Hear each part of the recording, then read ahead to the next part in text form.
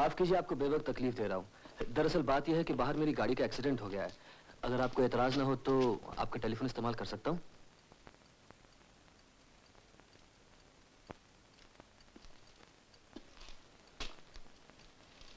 लगता है सो रहे हैं।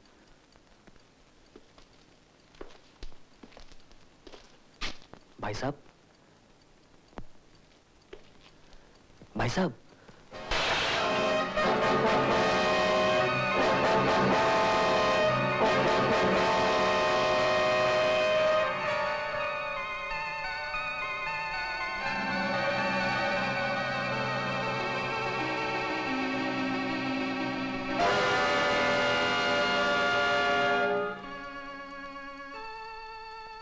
ये खून मैंने किया है। ये खून? हाँ, मैंने किया है। और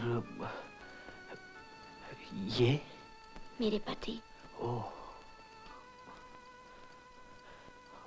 और आपने अपने? टेलीफोन सामने मेज पे रखा है, आप पुलिस को बुला लीजिए।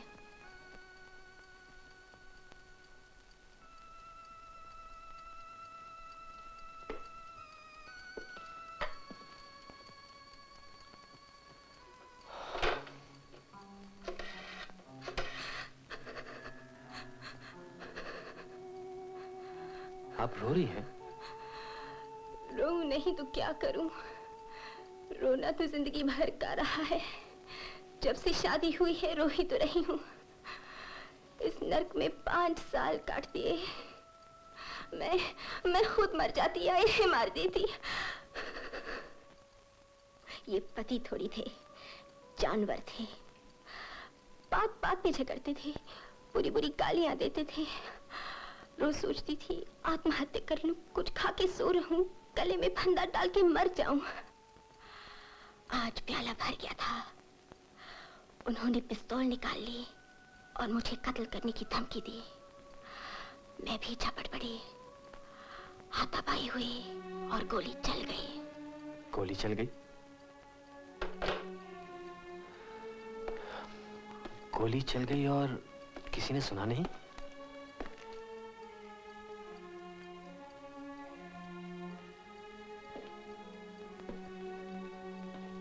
इस घर में क्या आप अकेली रहती हैं?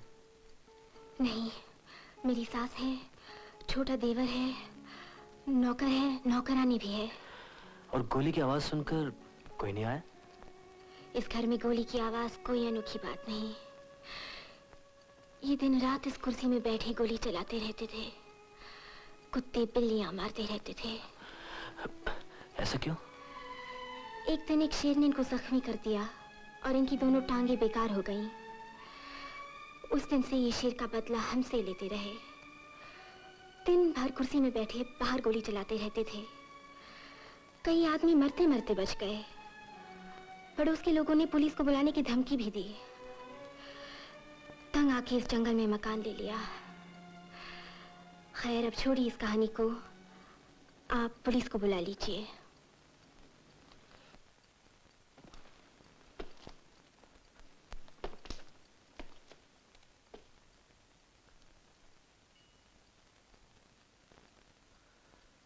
मैं पुलिस को नहीं बुलाऊंगा। क्यों?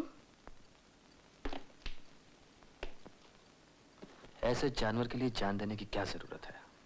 मगर खून तो मैंने किया है। ये बात मेरे सिवा और कोई नहीं जानता। तो आप क्या करेंगे?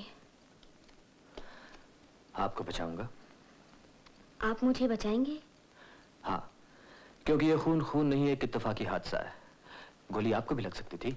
मगर कानून इस बात को नहीं मानेगा। कानून वही देखता है जो उसे दिखाया जाता है। अगर हम कुछ ऐसा करें ये खून किसी बाहर के आदमी का काम मालूम हो तो? बाहर का आदमी? हाँ, ये खून कोई चोर भी कर सकता है। चोर? ये अपने पैसे कहाँ रखते थे? अपनी अलमारी में। अलमारी कहाँ? इस कमरे में।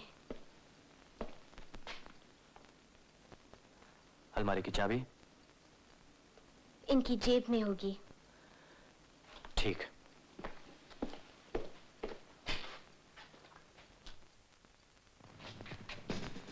चोर घर में घुस आया, इस कमरे में आया,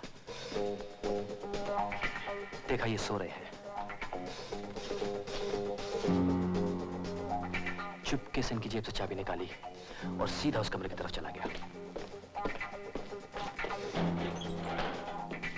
इस कमरे में आकर अलमारी को चाबी लगाई, अलमारी खोली, अलमारी की सब चीजें बाहर फेंक दी ताकि चोरी लगे, और उसके बाद रुपए निकाले, बत्ती बुझाई, दरवाजा बंद किया और कमरे से बाहर निकल गया। जैसे चोर जाने लगे इनकी आंख खुल गई, इन्होंने पिस्तौल निकाल ली, चोर इनके ऊपर झपटा तो उनमें हाथापाई हुई, चोर ने इनके हाथ से पिस्तौल छीन ली और गोली चला दी। ये मारे गए और चोर भाग गया। क्यों, कैसी है ये कहानी? लेकिन ये कहानी बताएगा कौन? मैं बताऊं? आप? हाँ मैं, मगर इससे पहले हमें एक और ड्रामा करना होगा जिससे ये साबित कर सकें कि कत्ल के वक्त आप यहाँ नहीं कहीं और थी। मेरी समझ में कुछ नहीं आ रहा। देखिए, अगर आप बचना चाहती हैं तो जैसे जैसे मैं कह रहा हूं वैसे वैसे कीजिए। आप सोती कहां? ऊपर के कमरे में। ठीक है, आप ऊपर अपने कमरे में जाइए, नाइट गाउन पहनिए, बिस्तर में लेटिए और अपनी नौकरानी को बुलाइए। नौकरानी से क्या कहूं? उससे कहिए कि आपके सर में दर्द है, आपको नींद नहीं आ रही और आपके लिए चाय बनाए। जब वो चली जाए, आप उसके पीछे पीछे एनासीन ढूंढने के बहाने किचन में जाइए। वहां आप एनासीन ढूंढिए जो आपको नहीं मिलनी चाहिए। फिर? ठीक 11 बजे आपको गोली चलने की आवाज आएगी जो मैं चलाऊंगा। ये आपके लिए इशारा होगा कि आप अपनी नौकरानी को एनासीन लेने के लिए इस कमरे में भेजें, ताकि सबसे पहले आपकी नौकरानी इस खून को देखे, और क्योंकि उस वक्त आप किचन में होंगी, आपके ऊपर शक नहीं जाएगा। एनासीन ये है इस ट्रे में, बाकी मुझ पे छोड़ दीजिए। अब आप जल्दी से ऊपर जाकर कपड़े बदल दीजिए और मैं यहाँ फर्नीचर वगैरह से आपकी उंगलियों के निशान मिटाता हूँ। जाइए। सुनिए, ये लीजिए।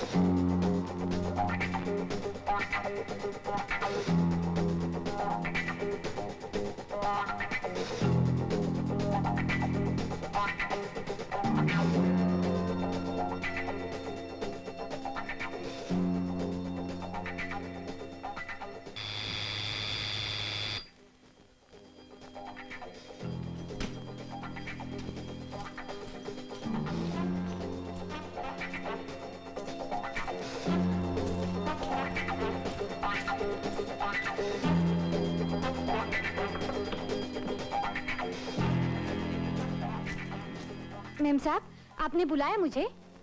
राधा, मेरे सर में बहुत दर्द हो रहा है, नींद नहीं आ रही। एक प्याली चाय बना दो। अभी लाती हूँ।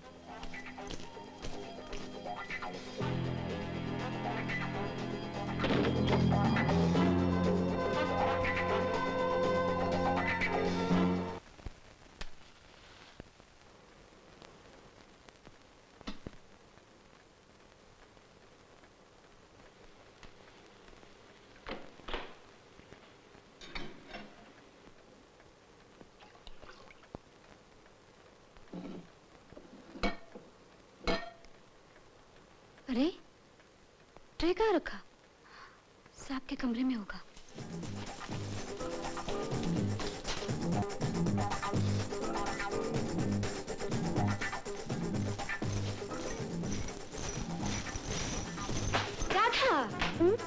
जा रही हो? साहब के कमरे से ट्रे लेने।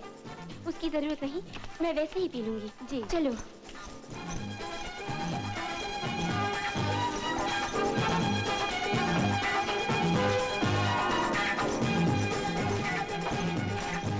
मेम साहब, आपकी तबीयत ठीक नहीं? आप क्यों नीचे आई? मैं तो ऊपर चाय ला ही रही थी। सर दर्द से फटा जा रहा था, मैंने सोचा एनिसिन भी ले लूं। कल तो यही कहीं रखी थी। मैं देखती हूँ। नहीं नहीं, तुम चाय बनाओ, मैं देख लेती हूँ।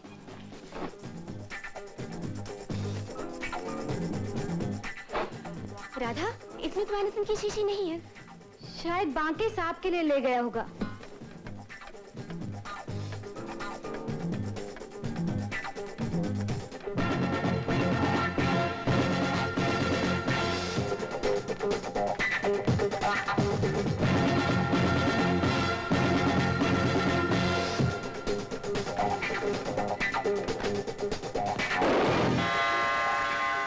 बज रहे हैं, लोगों के सोने का वक्त हुआ और हमारे साहब हैं जो अभी तक कुत्ते बिल्लियां ही मार रहे हैं।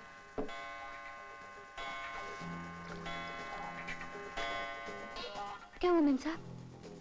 मेरा दिल घबरा रहा है, जल्दी से एनिसिन ले आओ, शायद साहब के कमरे में होगी। अच्छा।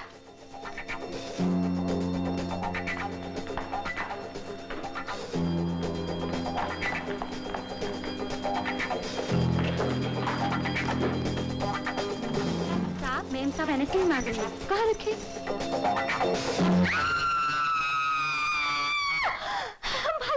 मालकिन साहब को क्या हो गया? देखिए साहब को क्या हो गया? मेम साहब साहब को क्या हो गया?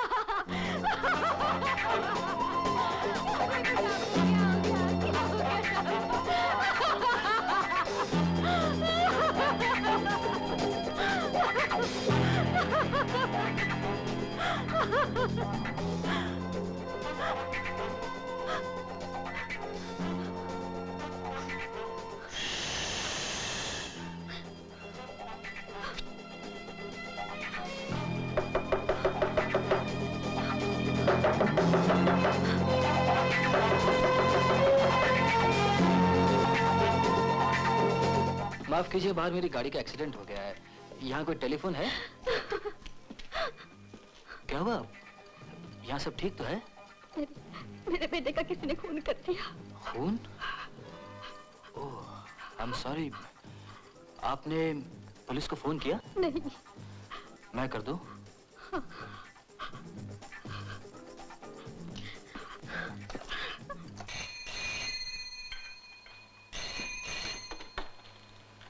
Hello, police station. यहाँ का एड्रेस क्या है? हिलव्यू तुलसी मार्ग। हेलो पुलिस, मैं हिलव्यू तुलसी मार्ग से बोल रहा हूँ। यहाँ पे एक खून हो गया। खून? आपका टेलीफोन नंबर क्या है? टेलीफोन नंबर क्या है? 748। 748 प्लीज। 748 हिलव्यू तुलसी मार्ग, टेलीफोन 748। जी अभी आते हैं। Let's go.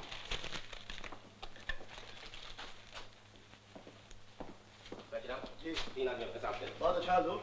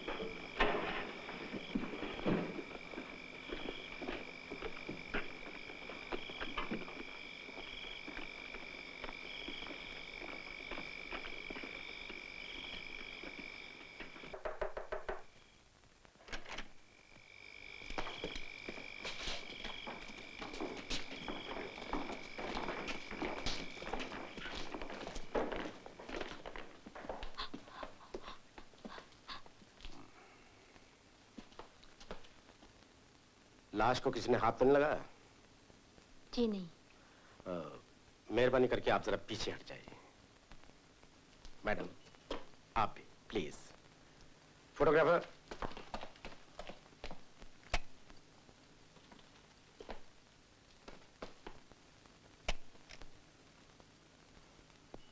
Meenakshi, yes please. Tray संभाल लो। Rana, yes sir. बाकी सब सामान संभालो। Kashiram. Yes sir.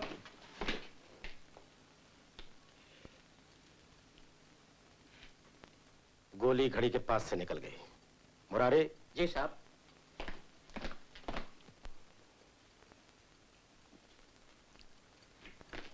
Sir, cigar container.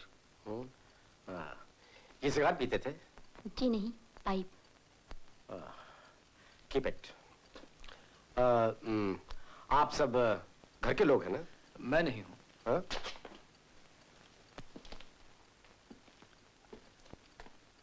आप कौन है? मैं इस घर के लिए नया हूँ, अजनबी हूँ। इतनी रात गए, इस मौत के घर में कैसे आए आप?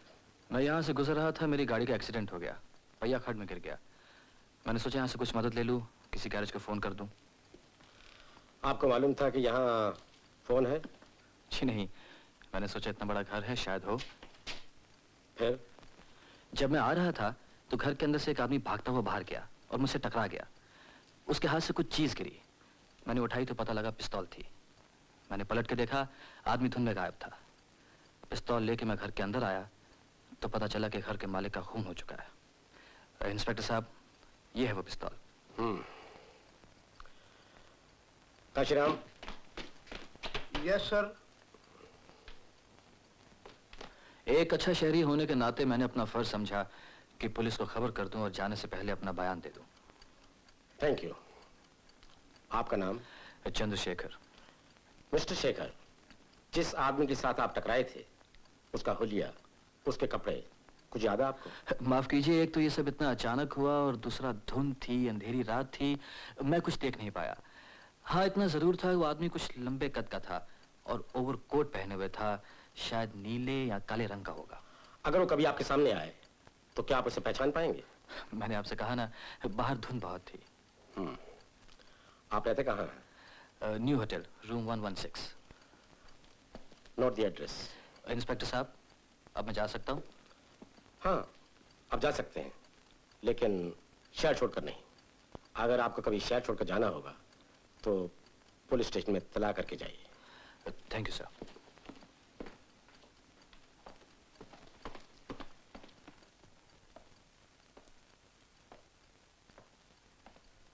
एक्सक्यूज मी, मरने वाले के साथ आपका क्या रिश्ता था? मेरे पति थे। आई एम सॉरी। आपका? माँ हूँ।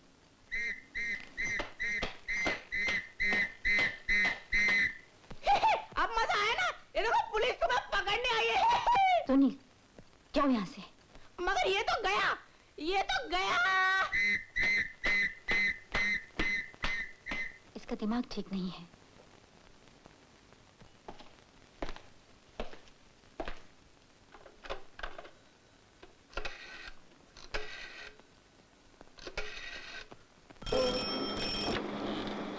Good evening sir, control room. Hello, control room. Inspector Joshi speaking. अगर कोई लंबा सा आदमी नीला या काला ओवरकोट पहने मुश्तबा हालत में मिले तो उसे गिरफ्तार कर लिया जाए।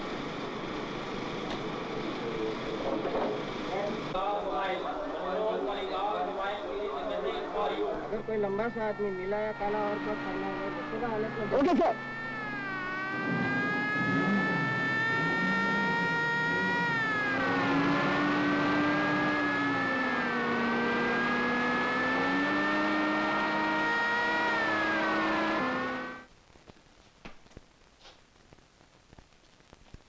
It's okay. मेम साहब के सर में दर्द था, मैं उनके लिए चाय बना रही थी। मेम साहब किचन में आई, उन्हें सरदर्द की गोली चाहिए थी। गोली किचन में नहीं मिली, इसलिए मैं गोली लेने साहब के कमरे में आई। कमरे में दाखिल हुई तो देखा साहब मरे पड़े हैं। ऐसा लगता था किसी ने उनका खून कर दिया है। इसके अलावा कुछ कहना है? जी नहीं। जब आप कमरे में दाखिल हुई, आपने किसी को देखा? नहीं। किसी के भागने की आवाज सुनी? नहीं। जब आपने गोली की आवाज सुनी, आप बावर्ची खाने में थी? नहीं। तो कहाँ थी आप? किचन में। किचन में। आपका किचन कहाँ है? उस तरफ। क्या मुझे अपना किचन दिखा सकती हैं? जी। मिसेस सिंह, अगर तकलीफ ना हो तो आप भी मेरे साथ चलिए प्लीज।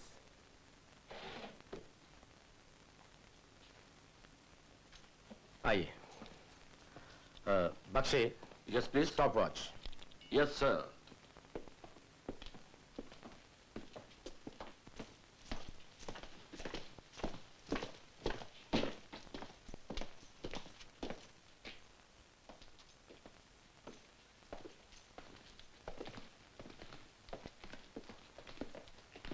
बख्शे, 45 सेकंड।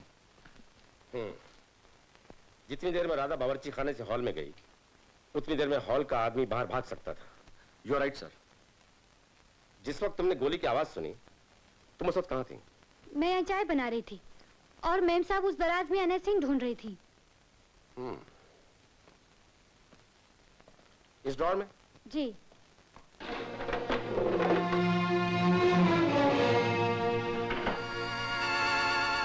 अना सिंह तो ड्रॉर में थी, जल्दी में आप इसे देख नहीं पाई, इसलिए आपने राधा को साहब के कमरे में भेज दिया। ये भी अच्छा हुआ सर, एनएसएन मिल जाती तो सुबह तक पता ही नहीं चलता कि इस कमरे में खून हुआ है।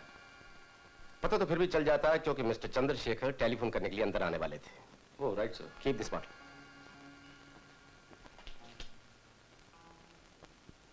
ये कमरा किसका है? बांकीलाल का। बांकीलाल कौन? नौकर है। ओह, please.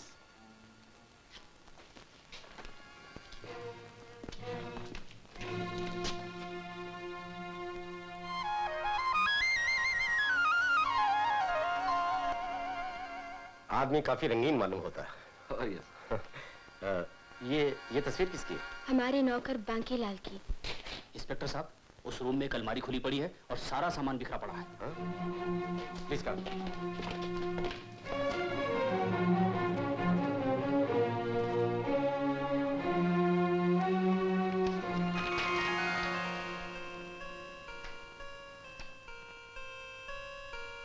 Kiran,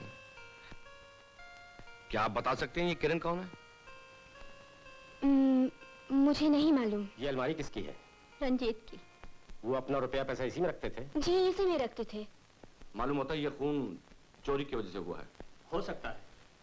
you may be right, मगर ये काम जरूर किसी भेदी का है, जिसे घर के बारे में सब कुछ मालूम है। अलमारी कहाँ है, चाबियां कहाँ है, रुपया कहाँ है। अलमारी तोड़ी नहीं गई, खोली गई है। Yes oh yes. आपका नौकर इस वक्त कहाँ है? वो तो 9:30 बजे रंजीत को कॉफी देके चला जाता है। कहाँ चला जाता है?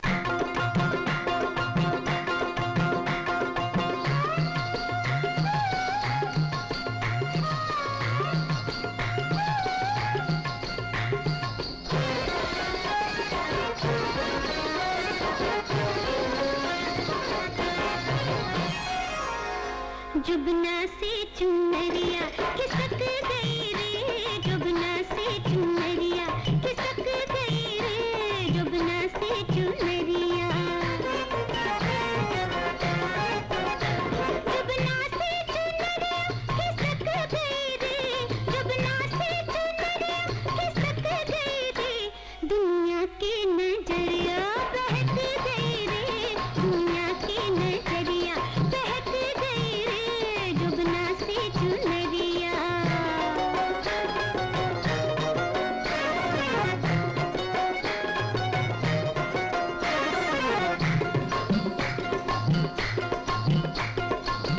नाजुक तन और उस पे जवानी, नाजुक तन और उस पे जवानी, नाजुक तन और उस पे जवानी, हाय पतली कमरिया, हाय रे पतली कमरिया लचक गई रे, दुनिया की नजरिया बहक गई रे, जुबना से चुनरिया।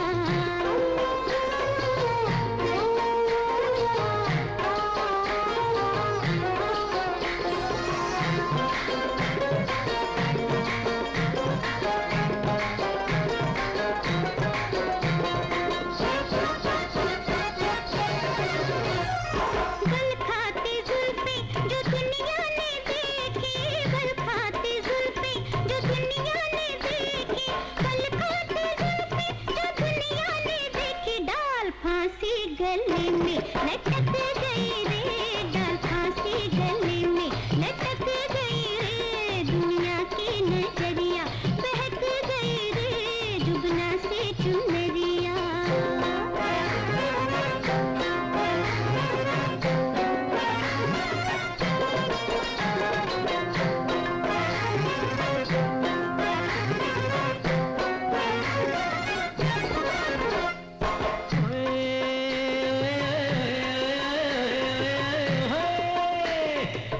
गुस्से में इनके ये तेवर तो देखो, गुस्से में इनके ये तेवर तो देखो, गुस्से में इनके ये तेवर तो देखो। जैसे बादल में बिजली, हाय रे हाय, जैसे बादल में बिजली कड़क गई रे, बादल में बिजली कड़क गई रे। दुनिया की नजरिया बहक गई रे, जुबना से चुनरिया खिसक गई रे, जुबना से चुनरिया।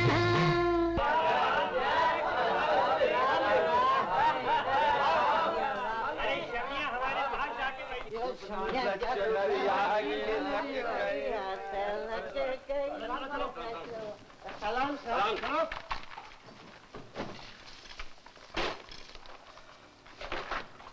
अजराम। जी साहब।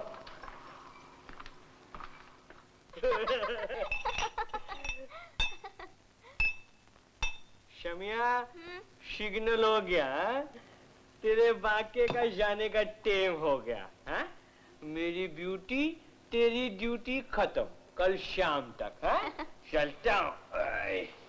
जुबना से सुनरिया शरक शर खिसक गयो।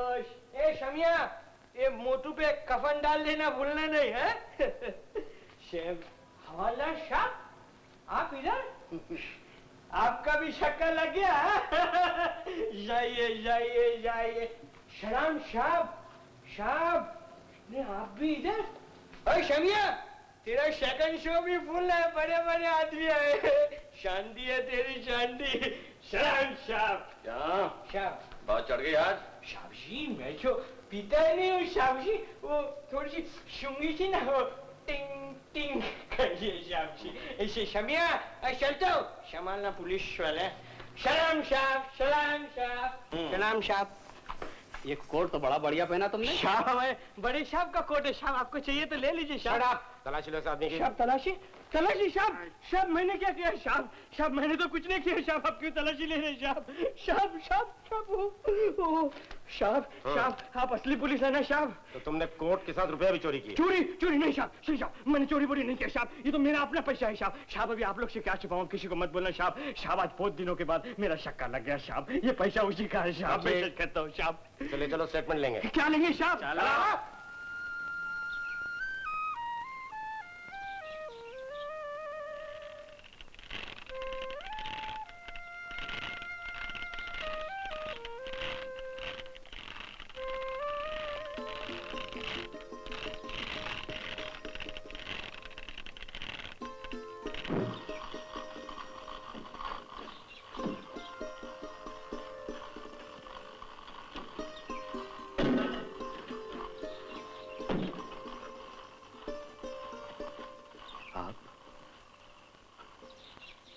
मैं आपको धन्यवाद देने आई हूँ। जो कुछ आपने मेरे लिए किया, मैं उसे जिंदगी भर नहीं भूल सकूंगी। इंसान ही इंसान के काम आता है रानी जी। आपको कभी मेरी जरूरत पड़े तो मुझे फोन कर दीजिएगा। अच्छा मैं चलूं? नमस्ते। नमस्ते।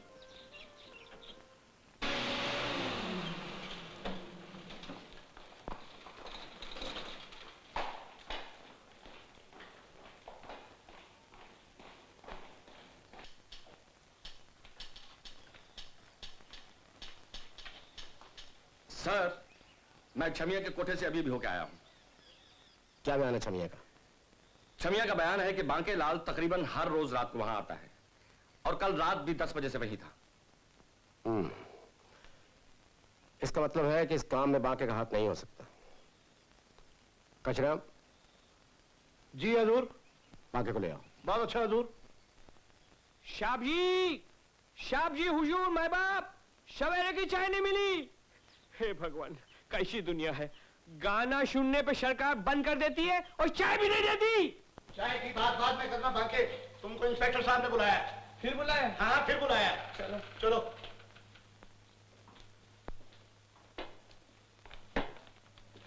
साहब जी याद फरमाए साहब जी।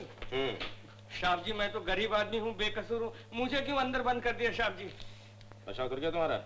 जो नशा तो पुलिस को देखते ही उतर जाता है, मेरा भी उतर गया कल रात को। कल रात की बातें याद हैं या भूल गए? कौन सी बात साहब जी? वो कल रात छमिया वाली? हुजूर, छमिया का गाना सुनना तो कोई गुनाह नहीं है, और फिर तो छमिया बाजार में बैठी है, और हुजूर लाइसेंस तो आप ही ने दिया है। बकवास बंद करो। तुम्हें मालूम है कि तुम्हारे साहब का खून हो गया? आप उल्टी बात कर रहे हैं साहब, मेरे साहब ने किसी का खून कर दिया? नहीं नहीं, तुम्हारे मालिक रंजीत सिंह का खून हो गया। मैंने नहीं किया हुजूर, खून मैंने नहीं किया हुजूर, हुजूर मैंने खून नहीं किया, मैं मेरी कसम खा के कहता हूँ हुजूर, मैं आपकी कसम खा के कहता हूँ हुजूर, मैंने खून नहीं किया। मैंने तो ठीक 9:30 बजे साहब को काफी दिया, तब बिल्कुल जिंदा था, एकदम गाली दे रहा था, लंबी लंबी गाली दे रहा था। ठीक है ठीक है, खून उसके बाद हुआ। लेकिन साहब ये तो बड़ा अनहोनी हो गया साहब, मेरा साहब तो मरने वाली चीज नहीं था साहब। बाकी तुम्हारे ख्याल में ये खून कौन कर सकता है? तुम्हारा शक किस पर जाता है? साहब शक की बात तो ऐसी है साहब कि कोई भी कर सकता था साहब, माफ करना, था तो मेरा मालिक, लेकिन आदमी बिल्कुल थर्ड क्लास था। बाहर वाले तो छोड़िए, घर वाले भी बिल्कुल तंग आ गए थे साहब। एक बात बताऊं, सच्ची बात, उसे कोई भी मार सकता था। मसलन कौन कौन?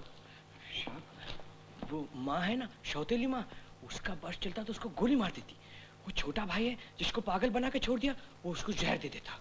और उसकी बीवी, राम राम साहब, इतना झगड़ा, इतना गाली गलौज साहब, हमारा साहब तो उसको प्लेट फेंक के मारता था। साहब जी ऐसा आदमी था हमारा साहब, हमने तो जो भुगतना था भुगत लिया साहब जी, अब ऊपर वाला भुगते। ठीक है, बाकी हम तुम्हें छोड़ते हैं, तुम घर जा सकते हैं। थैंक यू साहब जी, थैंक यू साहब जी। साहब जी आपके बाल बच्चे जीते रहे साहब जी, आप 20 साल और जिए साहब जी। अब कोई और अड़ंगा है साहब जी? देखो, जब तक मुकदमे का फैसला न हो जाए तुम शहर छोड़कर नहीं जा सकते। साहब जी तो छमिया के वहां तो जा सकता हूँ ना? वो तुम्हारी मर्जी है। चलो साहब जी। साहब जी अब क्या है? ये खाली हाथ चला जाओ साहब जी, वो कल छमिया के वहाँ मेरा 4000 रुपया आप ले लिया ना? 4000 रुपया? नहीं, आपको रखना है तो रखिए साहब जी, आप लोगों का भी खर्चा पानी होता है, मेरे को मालूम है साहब जी। कुंदनलाल। साहब जी तो पैसा। हाँ कुंदनलाल। साहब जी। बख्शे सर, लेट्स गो।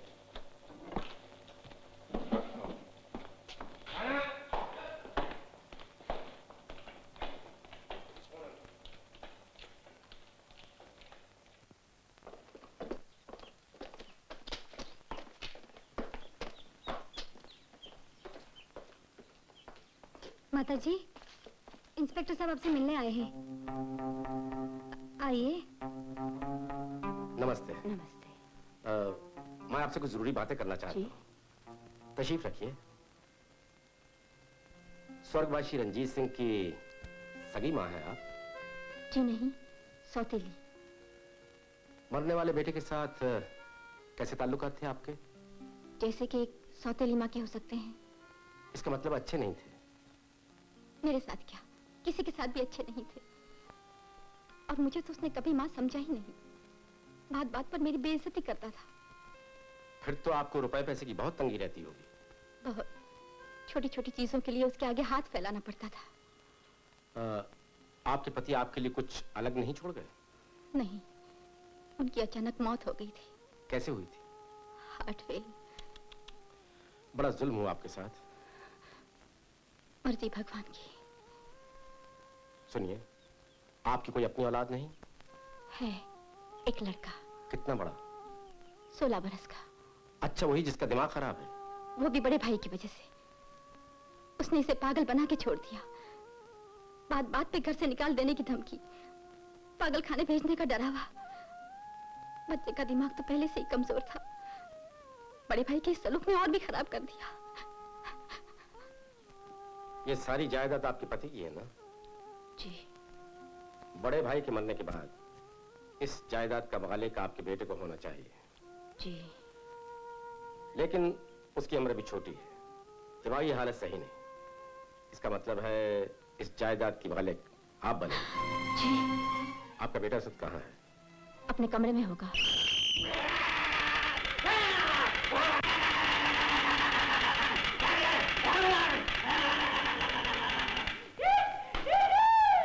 मारा मैंने मारा। इन्हें तुमने मारा? हाँ मैंने मारा, फिर मारा। तुम तो अब मारे हो, ये तो कल के मर चुके हैं। हाँ वो कल वो कल किसी और ने मारा था। तुम उसे जानते हो? है? हाँ जानता हूँ, पर बतलाऊंगा नहीं। सुनील, क्या बक रहे हो? जानते हो ये पुलिस इंस्पेक्टर है। हाँ ये भैया को पकड़ने आए हैं, वो फांसी दे रहे। वो तो मर गए। वो मैंने कहा था इन्हें मार देना। तुम चुप हो जाओ सुनील। आप खामोश रहिए। बेटे, तुमने किससे कहा था उन्हें मारने के लिए? भाभी बता दो। क्या बता दूं? बोलो बोलो सुनील, किसने मारा? बोलो। उसने। उसने किसने? बता दो। हाँ हाँ बताओ बताओ। भगवान ने। वो मुझे पागलखाने भेजता था।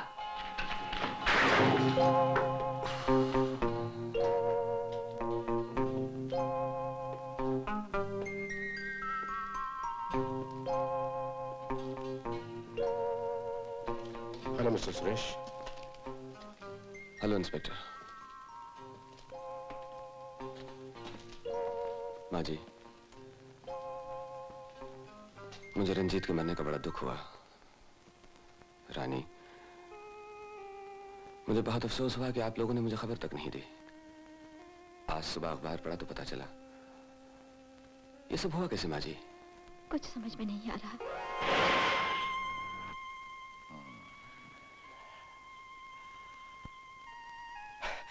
एक्सक्यूज मी मिस्टर सुरेश, मरने वाले को आप अच्छी तरह जानते थे? बहुत अच्छी तरह से। इस घर के लोगों से मेरी बहुत अच्छी दोस्ती है। तकरीबन रोज आता हूं। इत्तेफाक की बात है कि कल रात ही नहीं आया।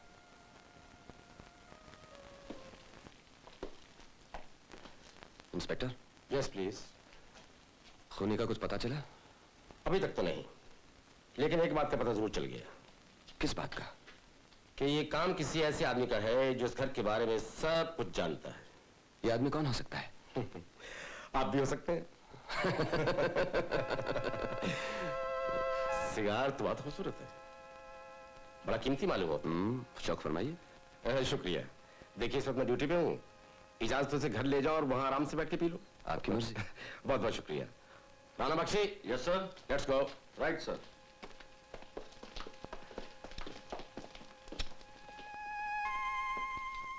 माँ जी, ये इंस्पेक्टर यहाँ क्या करने आया था?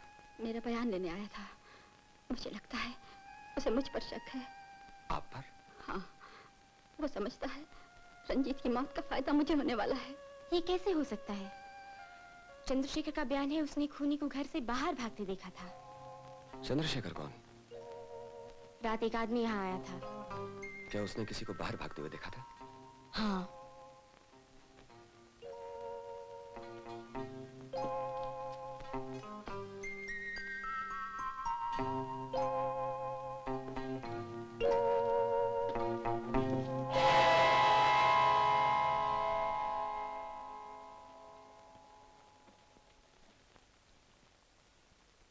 राणा। Yes sir. फिंगरप्रिंट्स की रिपोर्ट आई? रिपोर्ट तो अभी नहीं आई, लेकिन सर कमाल है, इस घर में इतने आदमी रहते हैं लेकिन जिस कमरे में खून हुआ किसी की उंगलियों के निशान नहीं मिले। लगता है किसी ने जानबूझकर निहायत एहतियात के साथ उंगलियों के निशान मिटा दिए। मगर मिटा नहीं सका। देखिए भगवान के तरीके भी अजीब है। मुर्दा लाश ने कातिल की तरफ इशारा कर दिया। वो कैसे? काफी की ये ट्रे जो लाश के नीचे दबी पड़ी थी, इस पर उंगलियों के निशान हैं। किसके निशान है? 3 आदमियों के। 3 आदमी कौन? एक मरने वाला, एक बांके और एक कोई तीसरा। तीसरा आदमी कौन है? वो तो मालूम नहीं, लेकिन घर वालों में से कोई नहीं। घर वालों में से कोई नहीं? Oh, that's very interesting. Bakshi sir, इस पर जो उंगलियों के निशान है इन्हें एग्जामिन करवाओ। राइट। और ट्रे पर लगे हुए उन निशानों के साथ मिलाओ जो तीसरे आदमी के। Right sir. Hello mister Suresh, what can I do for you? Mister Chandrashekhar आपके होटल में रहते हैं? जी हाँ। क्या मुझे आप उनका कमरा नंबर बता सकते हैं? वो तो बाग में है। वैसे अब्दुल जी, साहब को चंद्रशेखर साहब के पास ले जाओ। चलिए साहब।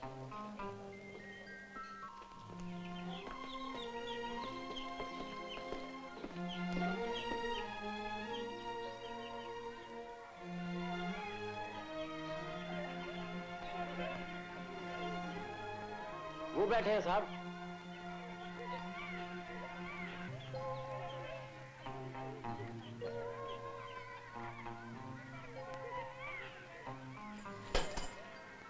एक्सक्यूज मी, आपकी चाबियां। ओ, धन्यवाद।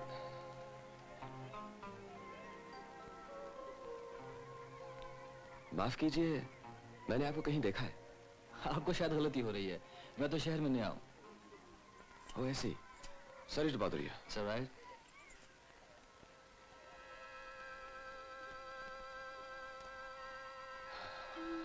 शुक्र है भगवान का, जिसने मुझे देखा नहीं। ये फिंगरप्रिंट वो है जो ट्रे के ऊपर है, और ये फिंगरप्रिंट वो है जो सिगार कंटेनर के ऊपर है। अब मैं इन दोनों को मिलाता हूं। अब देखिए, ये दोनों निशान एक ही आदमी के हैं।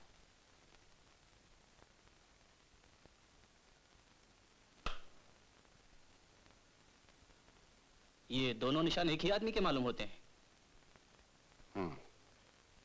एक ही आदमी के हैं। Thank you very much. कमर आना। Yes sir.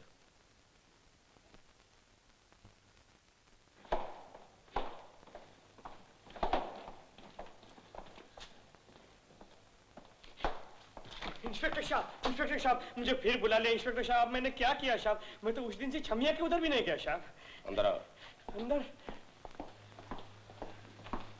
बाके, साहब जी, मुझे तुमसे कुछ पूछना है। साहब जी, जो पिछली बारी पूछा था वो कुछ काम नहीं आया? नहीं, कुछ और भी पूछना है। साहब जी, एक बात कहूँ साहब जी, आप ऐसे मत देखिए साहब जी। जो भी पूछना है जरा हंस के पूछे, वरना मेरी तो आप समझ गए ना साहब जी। अच्छा अच्छा अच्छा, बैठो बैठो। बाके, तुम सुरेश साहब को जानते हो? जी साहब जी। अच्छी तरह जानते हो? जी बहुत अच्छी तरह साहब जी। सुरेश बाबू को घर का कौन सा आदमी नहीं जानता है साहब। सुरेश बाबू हमारे साहब के साथ शतरंज खेला करते थे, और मेरे साथ आग में चोली। आंख में चोली? आंख में चोली से तुम्हारा क्या मतलब? साहब, मेरा रोज का छोटा मोटा खर्चा पानी उन्हीं के दम से चलता था। वो कभी कभी दे जाते थे, कभी कभी गोल कर जाते थे, और जब गोल कर जाते थे ना साहब, मैं खुद उनसे मांग लेता था। बाके, जी साहब। जिस रात खून हुआ उस रात सुरेश साहब तुम्हारे घर आए थे? जी साहब, जब तक मैं ड्यूटी पे था तब तक तो नहीं आए थे। मेरे जाने के बाद आए होंगे तो साहब पता नहीं। तुम्हारी ड्यूटी कितने बजे खत्म होती है? जी 9:30 बजे। 9:30 बजे मैंने साहब को काफी पिलाई, गालियां खाई और दूसरी ड्यूटी पे चला गया। दूसरी ड्यूटी कौन सी? साहब वो छमिया वाली। अच्छा बाके, जी साहब। एक बात बताओ, सुरेश साहब की दोस्ती तुम्हारे साहब के साथ ज्यादा थी या मेम साहब के साथ? साहब वो तो दोनों के साथ थी। ज्यादा किसके साथ थी? साहब ज्यादा तो मेम साहब के साथ थी। मेम साहब।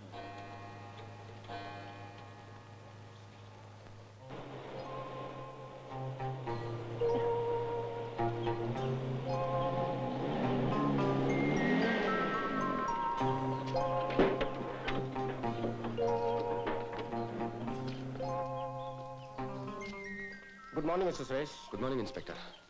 हेलो। कहिए, कैसे आना हुआ? माफ कीजिए, जरा आपको तकलीफ देने आया हूं। किस बारे में? आपके दोस्त रंजीत सिंह के कत्ल के बारे में।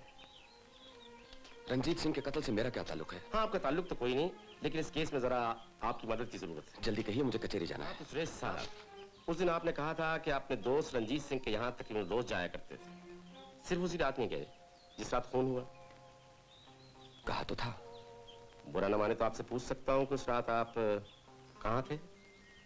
उस रात सारा होटल में। कोई पार्टी थी? जी, वो पार्टी मैंने ही दी थी। आप जानते हैं मैं इलेक्शन में खड़ा हो रहा हूँ। उसी सिलसिले में प्रेस के कोई रिपोर्टर और कुछ दोस्तों को बुलाया था। आपको कुछ और पूछना है? जी नहीं, और कुछ नहीं पूछना। माफ कीजिए, आपको तकलीफ थी। Thank you.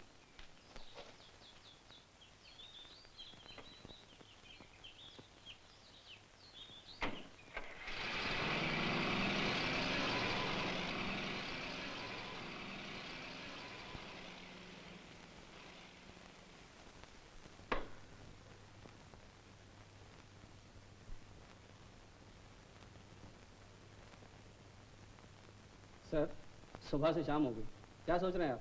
लीजिए चाय पीजिए। राणा जी। रंजीत सिंह के कत्ल ने जितना हैरान किया है उतना तो आज तक किसी केस ने नहीं। वो कैसे? अरे एक तो ये घर ही अजीब सा है, पागल खाना से मालूम होता है। छोटा भाई है, अजीब आवाज भाई बक रहा है, माँ है तो कुछ और ही कह रही है, बीवी है तो बिल्कुल खामोश, न जाने क्यों। उधर चंद्रशेखर के बयान से कोई मदद नहीं मिलती, उसने कातिल को देखा ही नहीं क्योंकि धुन थी। मैं कहता हूं जब कत्ल हुआ है तो कोई ना कोई तो कातिल होगा, कोई ना कोई तो इस घर में आया होगा। ट्रे पर पड़ी उंगलियों के निशान साफ जाहिर कर रहे हैं कि सुरेश ही आया था। सर, ट्रे पर उंगलियों के निशान तो एक दिन पहले के भी हो सकते थे, जरूरी नहीं कि कत्ल की रात के हों। सुरेश उस घर में रोज आता था। मेरा ख्याल है खामखा एक शरीफ आदमी पे शक कर रहे हैं। और फिर सुरेश वैसे भी नहीं हो सकता, वो उस रात सिवाय होटल में था, वो पार्टी उसकी अपनी दी हुई थी। सर, अगर वो होटल में था तो रंजीत सिंह के घर में कैसे जा सकता है? यू आर राइट, अगर वो वहां था तो यहां कैसे हो सकता था, और जो यहां था वो वहां क्यों कर हुआ? जो यहाँ था वो वहाँ क्यों कर हुआ, जो यहाँ था वो वहाँ क्यों कर हुआ, जो यहाँ था वो वहाँ क्यों कर हुआ, क्यों कर हुआ, जो यहाँ था वो वहाँ क्यों कर हुआ, क्यों कर हुआ, दो जगह वो जाने जा क्यों कर हुआ, दो जगह वो जाने जा क्यों कर हुआ।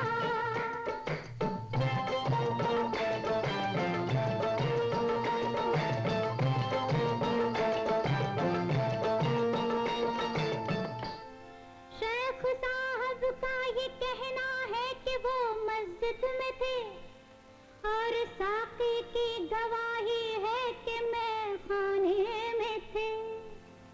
शेख साहब का ये कहना है कि वो मस्जिद में थे और साकी की गवाही है कि मैं खाने में थी। तो सवाल ये पैदा होता है, जो यहाँ था वो वहाँ क्यों कर हुआ, जो यहाँ था वो वहाँ क्यों कर हुआ, दो जगह वो जाने जा क्यों कर हुआ, जो यहाँ था वो वहाँ क्यों कर हुआ।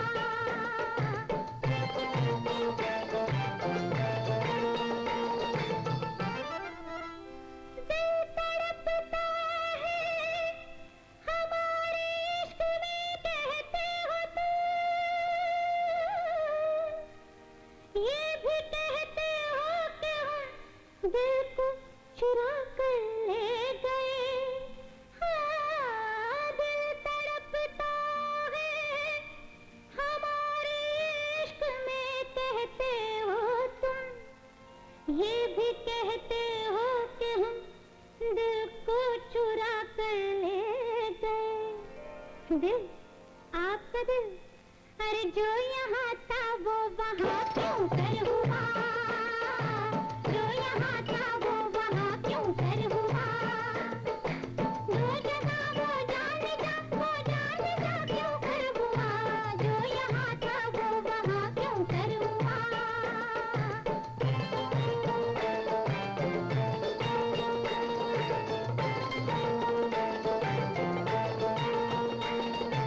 कोई भी कातिल नहीं मेरा अगर, मेरा अगर, कोई भी कातिल नहीं मेरा अगर, मेरा अगर, फिर ये कत्ले नागहा क्यों कर हुआ, फिर ये कत्ले नागहा क्यों कर हुआ।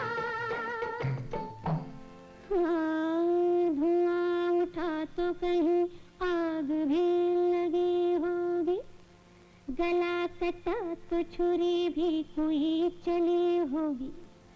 हुजूर आप सभी मेरे दोस्त हैं, लेकिन कोई तो होगा जिसे मुझसे दुश्मनी होगी, अरे कोई तो होगा जिसे मुझसे दुश्मनी होगी, क्योंकि कोई भी कातिल नहीं मेरा अगर, मेरा अगर, कोई भी कातिल नहीं मेरा अगर, मेरा अगर, फिर ये कत्ले नागहा क्यों कर हुआ, फिर ये कत्ले नागहा क्यों कर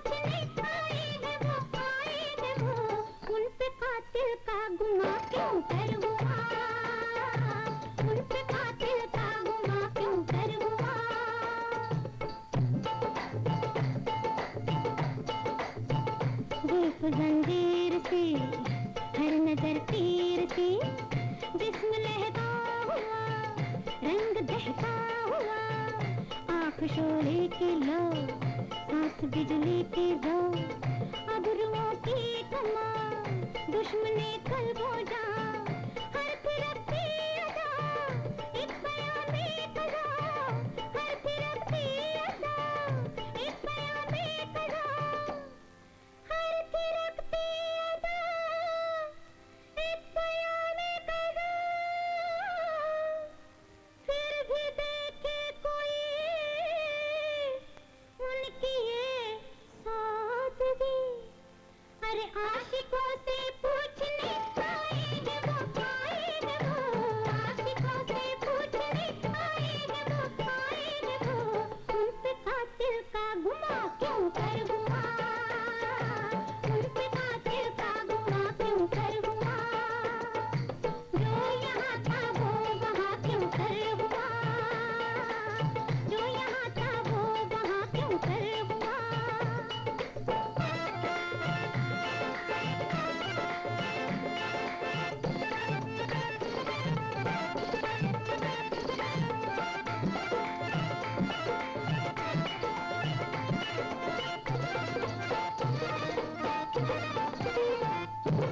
जो यहाँ था वो वहाँ क्यों कर हुआ, जो यहाँ था वो वहाँ क्यों कर हुआ।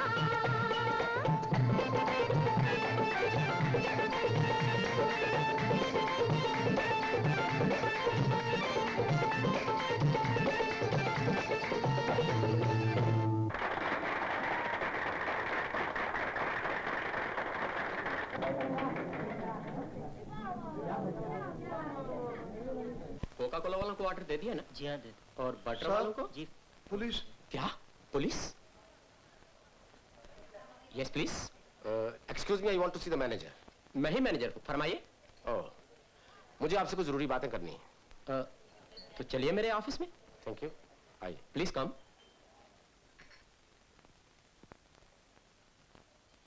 तशरीफ रखिए, बैठिए। Thank you, thank you. कहिए साहब, क्या खिदमत करूं? क्या बता सकते हैं कि 13 नवंबर को आपके होटल में क्या क्या एंगेजमेंट थी? जी? आई मीन कोई पार्टी, कोई फंक्शन और something. Oh, just a minute, है अभी देखता हूं। 13 नवंबर बोला ना आपने? जी। 13 नवंबर 13 नवंबर 13 नवंबर 12 12 12 13। देखिए साहब, 1 बजे तो मेहता साहब का लंच था और उसके बाद 5 बजे कोका कोला वालों की टी पार्टी थी और रात को सुरेश साहब का डिनर। कौन कौन लोग थे मिस्टर सुरेश की डिनर पार्टी में? देखिए साहब, यह बताना तो मुश्किल है। सभी अखबारों के नुमाइंदे थे और शहर के बड़े बड़े लोग थे। 300 आदमियों की पार्टी थी साहब। सुरेश साहब तो पार्टी में होंगे। साहब पार्टी ही उनकी थी। फिर तो शुरू से आखिर तक रहे होंगे। जी हाँ। जी नहीं, ठहरिए। बीच में उनका एक फोन आया था और वो फोन मैंने ही लिया था। हेलो सेवा होटल, गुड इवनिंग। सुरेश साहब, होल्ड कीजिए। हाँ तो वकील साहब, आपका गरीबी हटाओ के बारे में क्या ख्याल है? बहुत अच्छा नारा है। तो आपके ख्याल में गरीबी हट जाएगी? सिर्फ नारे लगाने से गरीबी नहीं हटेगी। तो फिर? अगर आप इस इलेक्शन में चुन लिए गए तो इसके मुतालिक आप क्या करेंगे? मैं तो ये करूंगा, सदियों की इस गरीबी के अंधेरे को हटाने के लिए हम सबको मिलकर यही करना होगा। अगर सरकार और जनता दोनों मिलकर रोशनी फैलाएं तो गरीबी जरूर हट सकती है। मिस्टर सुरेश, आपका फोन। Excuse me. वैसे रोशनी फैलाने के लिए आप प्रेस वालों की मदद भी बहुत जरूरी है।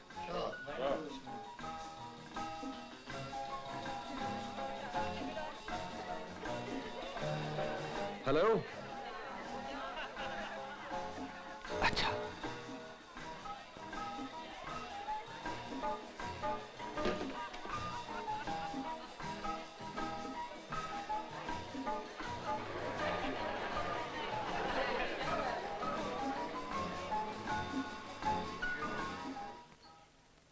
हुआ था इंस्पेक्टर साहब उस रात। सुरेश साहब पार्टी छोड़कर चले गए, फिर वापस नहीं आए? आए थे। कितने बजे? आपने ये हमारा मुजरा देखा है ना, ये करीब 11:15 बजे खत्म होता है। मैंने देखा जैसे ही मुजरा खत्म हुआ सुरेश साहब वापस आ रहे थे। पार्टी कितने बजे शुरू हुई थी? यही कोई 9:30 बजे के करीब। टेलीफोन कितने बजे आया था? जी वक्त का कुछ ठीक नहीं कहा जा सकता। अंदाजन? यही कोई 10 सवा 10 बजे होंगे। किसका टेलीफोन था? टेलीफोन किसका था ये तो नहीं मालूम, पर आवाज किसी औरत की थी। अच्छा, thank you very much. Most welcome. Thank you. Thank you.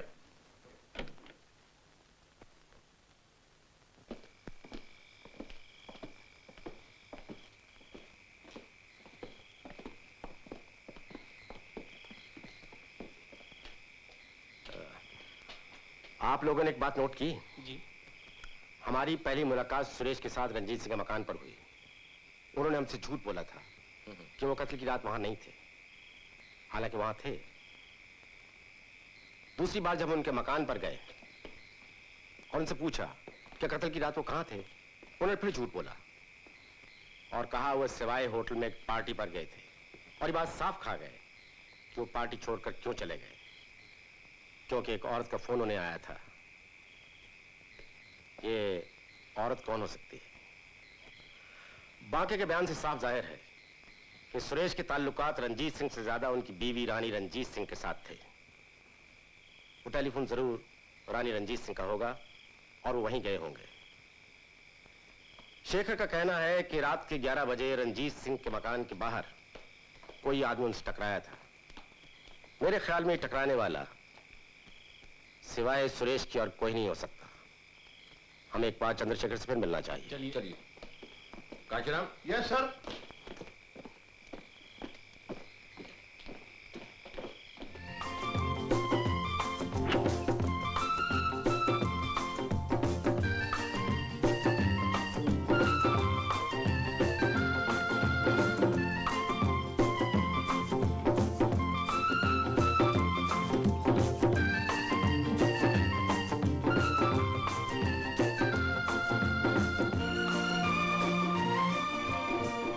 Mister Shekhar.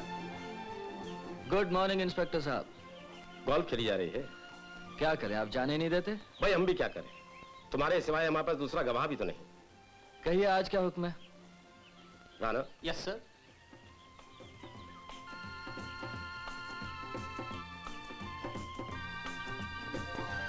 आपने कभी देखा है इन्हें?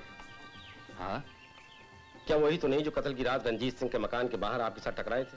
नहीं नहीं इंस्पेक्टर साहब, उसके लिए तो मैं आपसे पहले ही कह चुका हूँ कि बाहर धुंध इतनी थी मैं कुछ देख नहीं पाया। तो कहाँ देखा आपने इन्हें? इनको तो मैंने कल अभी अपने होटल के लॉन में देखा था। कौन है ये साहब? भाई यहाँ के बहुत बड़े वकील हैं, इलेक्शन में खड़े हो रहे हैं, हो सकता है कल मिनिस्टर हो जाए। ओह।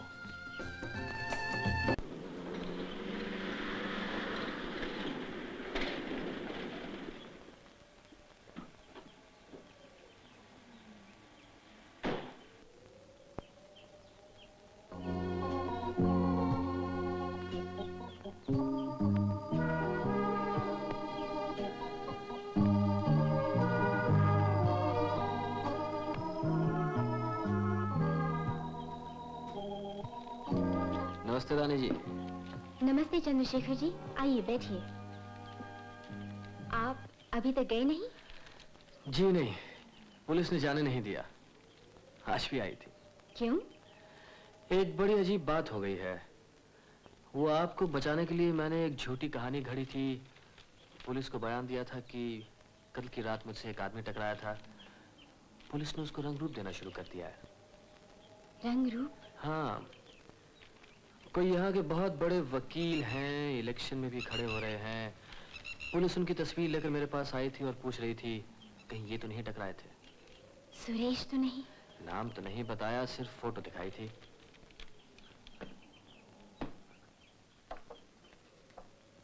ये तो नहीं? हाँ यही तो है, मगर मुझसे तो कोई टकराया नहीं था। पुलिस को इन पर शक क्यों है? मेरी वजह से। जैसे? हाँ, ये भी मेरी जिंदगी में अचानक उसी तरह आए थे जिस तरह आप आए हैं। रंजीत सिंह ने मेरा जीना हराम कर दिया था, मेरी दुनिया नर्क बना दी थी। एक दिन मैंने इरादा किया कि ऐसे जीने से मर जाना अच्छा है। मैं अपनी जिंदगी को खत्म कर डालूं, कुछ खा के सो रहूं, पहाड़ से कूदकर मर जाऊं। ये सोच के मैं घर से चल खड़ी हुई।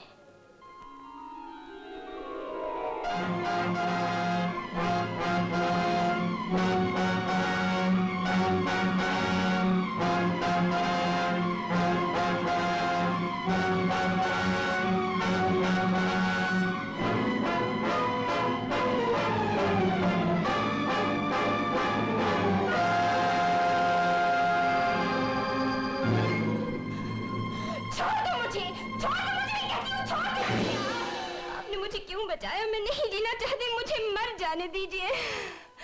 सुनिए, मरना बहुत आसान है, जीना बहुत मुश्किल।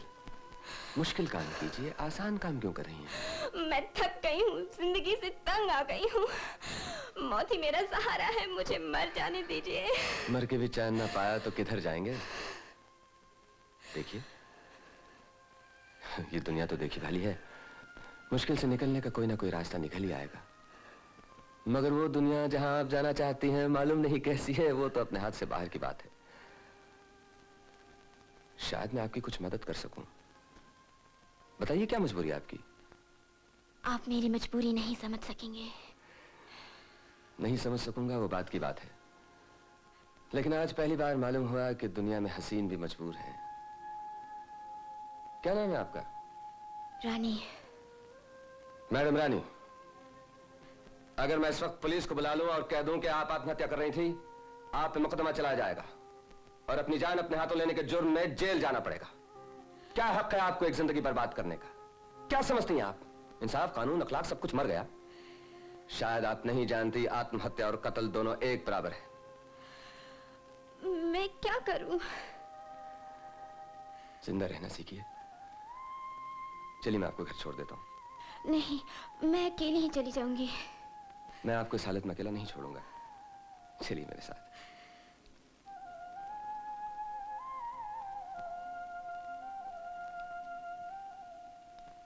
सुनो, तुम दोनों में से जो भी पहले ऊपर जाए, मेरे शौकवाची शाशा बंशीलाल से कह देना कि तुम्हारा भतीजा बांके बिल्कुल अच्छा है। और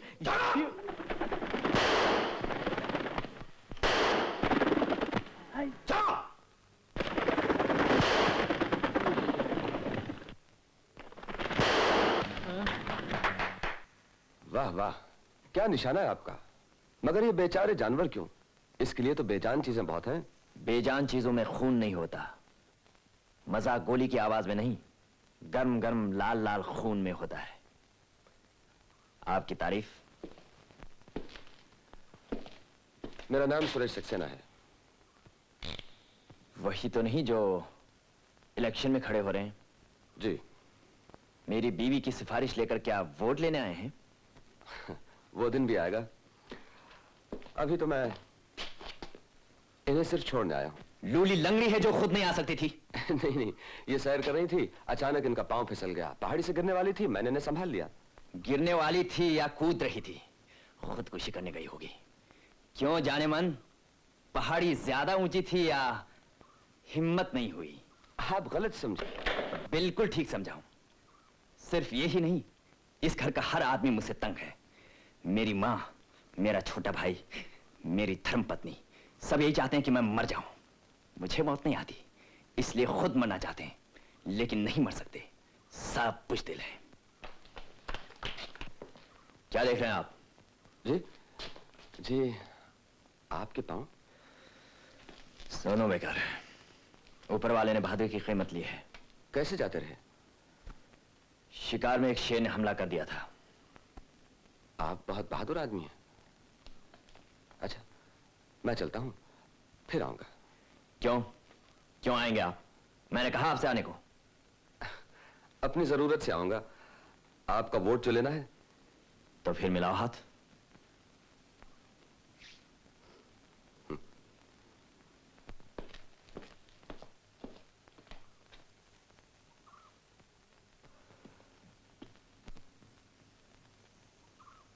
आप खुदकुशी मत करना, मैं फिर आऊंगा।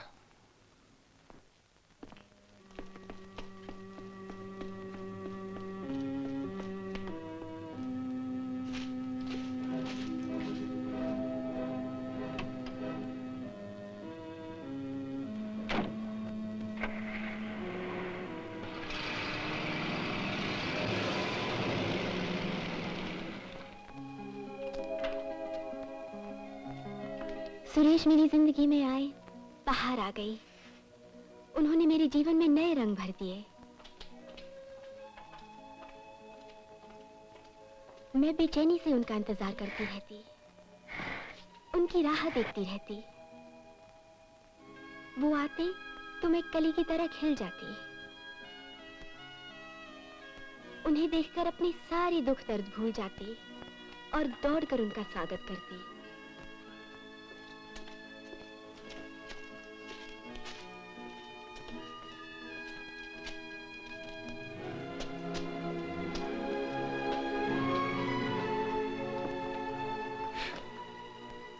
अच्छी लगती हैं, ऐसी मुस्कुराती रहा कीजिए। क्यों लीडर, कांटों ने दामन पकड़ लिया क्या? नहीं, फूलों ने। आइए, अंदर आइए। Hello mister Ranjit. आओ लीडर, कैसा चल रहा है आपका इलेक्शन? बस चल रहा है। आएंगे वाएंगे नहीं आप? क्यों? बहुत शरीफ आदमी हो। तो आप खड़े हो जाइए। खड़ा तो हो ही नहीं सकता, टांगे बेकार है। चलो किस बहस में पड़ गए लीडर, बाजी लगी है, शतरंज खेलो। पहले चाल आपकी है, चलिए। लीजिए।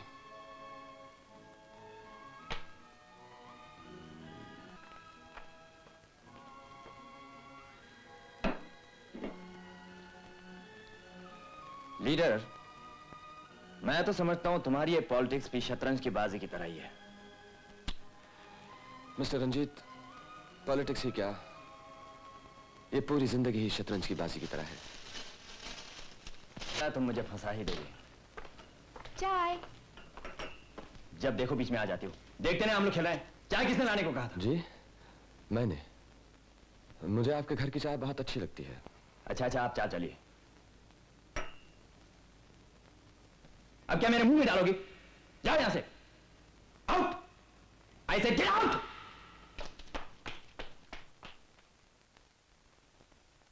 आप कहां देख रहे हैं? चाय चलिए।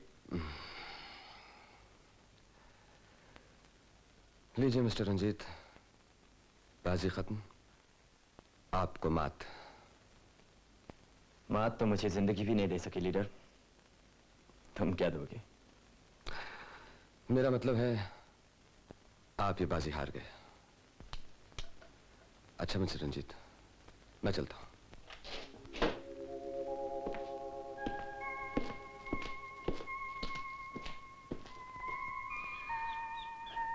रानी, पागल आदमी की बात का बुरा नहीं मानते। उन्होंने आपका भी ख्याल नहीं किया। मैं कोई लाट साहब हूं। जरा मुस्कुराओ।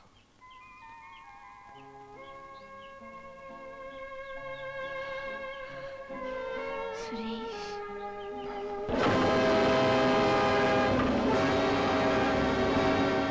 उस दिन के बाद हम रोज मिलने लगे। एक दिन मैं जल्दी जल्दी तैयार होकर सुरेश से मिलने जा रही थी। रानी, इधर आओ।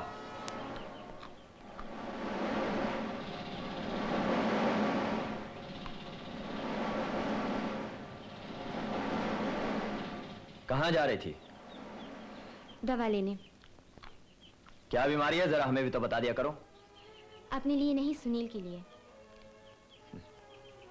बाहर जाने का बहाना। मैं क्या बगैर बहाने के बाहर नहीं जा सकती? जब आदमी चोरी करने लगता है तो झूठ भी बोलने लगता है। चोरी कैसी? आप क्या कहना चाह रहे हैं? साफ साफ क्यों नहीं कहते? जरूर कहूंगा, वक्त आने पर सब कुछ कहूंगा। चलो अभी मंदिर वाली पहाड़ी पर चलो। माँ के जू तुम जाओ, आज तुम्हारी मेम साहब हमें ले जाएंगी। अच्छा।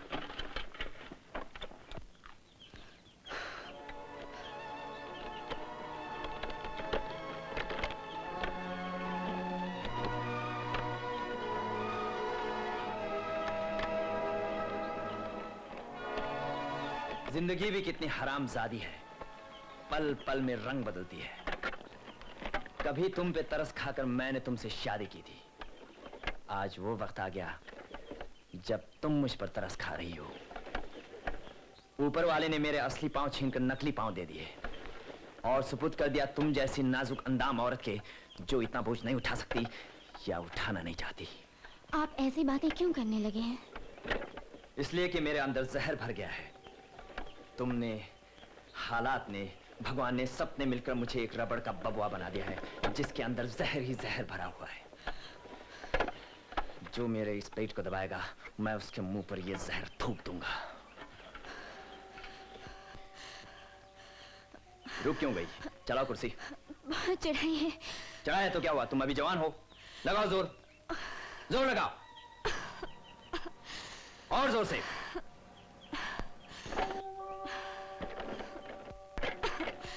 और जोर लगाओ।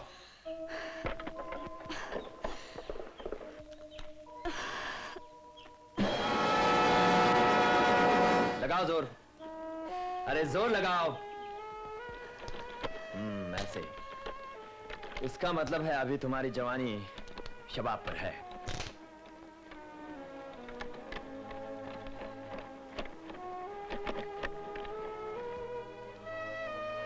मुझे मालूम है इस वक्त तुम क्या सोच रही हो। यही ना कि इस पहाड़ी के नीचे मुझे धक्का दे दो तो मेरी हड्डी पसली बराबर हो जाए। मगर तुम में ऐसा करने की हिम्मत नहीं है। हिंदुस्तान की औरत ने अभी तक अपने पति को मारना नहीं सीखा, चाहे वो जानवर ही क्यों ना हो। ओ लीडर, तुमने बिल्कुल ठीक कहा। इसीलिए हिंदुस्तान की औरतों को सती कहते हैं। क्यों सती सावित्री, क्या ख्याल है तुम्हारा?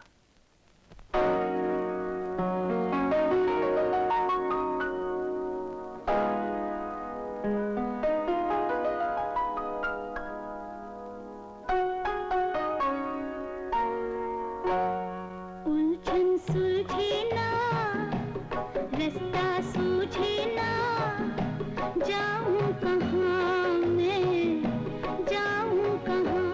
उलझन सुलझे ना, रास्ता सूझे ना, जाऊं कहाँ मैं, जाऊं कहाँ।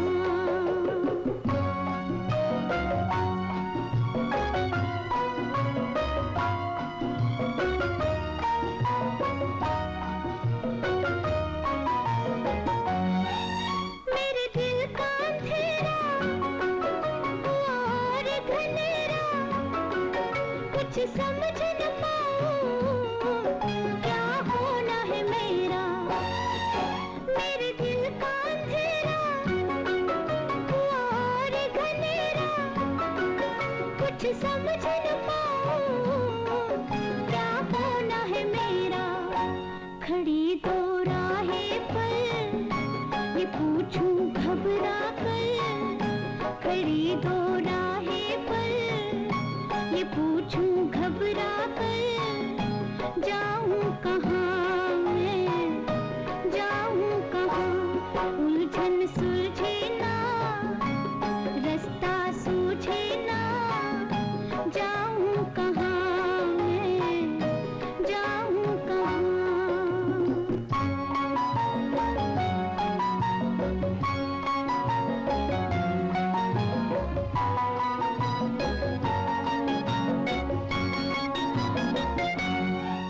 जो सांस भी आए, तन चीर के जाए, इस हाल से कोई किस तरह निभाए। जो सांस भी आए, तन चीर के जाए, इस हाल से कोई किस तरह निभाए। न मरना रास आया, न जीना मन भाया, न मरना रास आया, न जीना मन भाया, जाऊं कहाँ मैं, जाऊं कहाँ।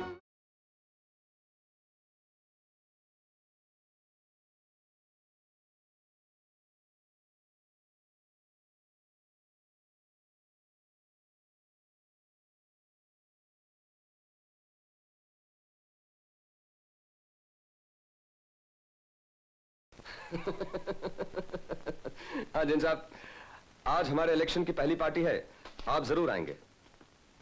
नहीं नहीं जिन साहब, अगर आप नहीं आएंगे तो हमारे इलेक्शन की खबर छापेगा कौन? जी हाँ, सवाई होटल में ठीक 9:30 बजे। मैं आपका इंतजार करूंगा। अच्छा हुजूर, मैं टेलीफोन रख रहा हूं, आप जरूर आएंगे। Thank you very much.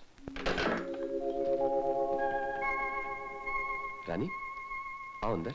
नहीं, मैं यहीं ठीक हूँ। ठीक ठीक क्या करती हो? आओ अंदर। नहीं सुरेश, नहीं।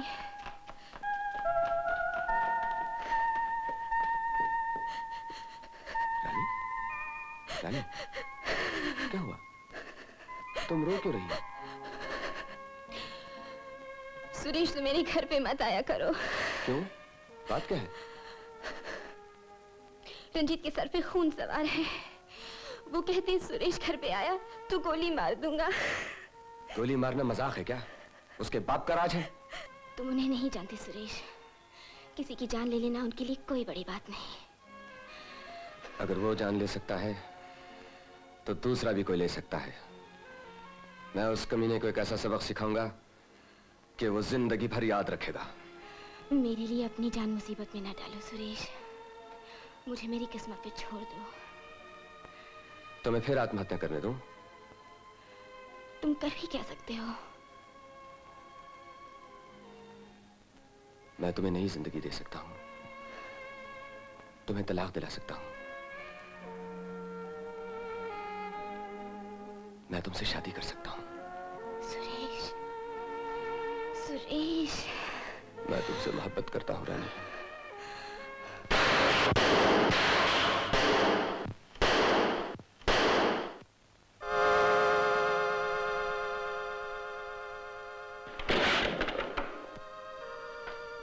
मिलाई आपने आशिक से? मैंने उसे यहाँ आने को मना किया तो तू उसके घर चली गई? जाती। छोड़ दो मुझे। छोड़ दूं ताकि तू उस कमीने कुत्ते के साथ जाकर सो जाए? खबरदार जो ऐसी बात। कमीने कुत्तिया, मैं तेरी आंख नहीं बुझा सकता तो तूने यहाँ ढूंढ लिया।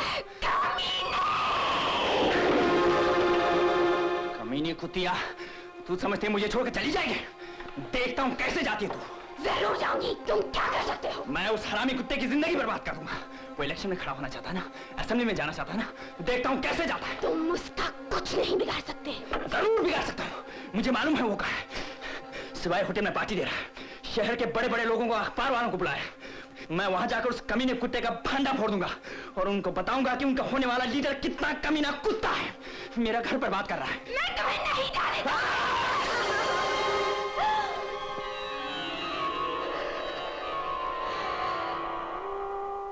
उस दिन रंजीत के सर पे खून सवार था। मैं डर गई, न जाने वो सुरेश को क्या कर दे।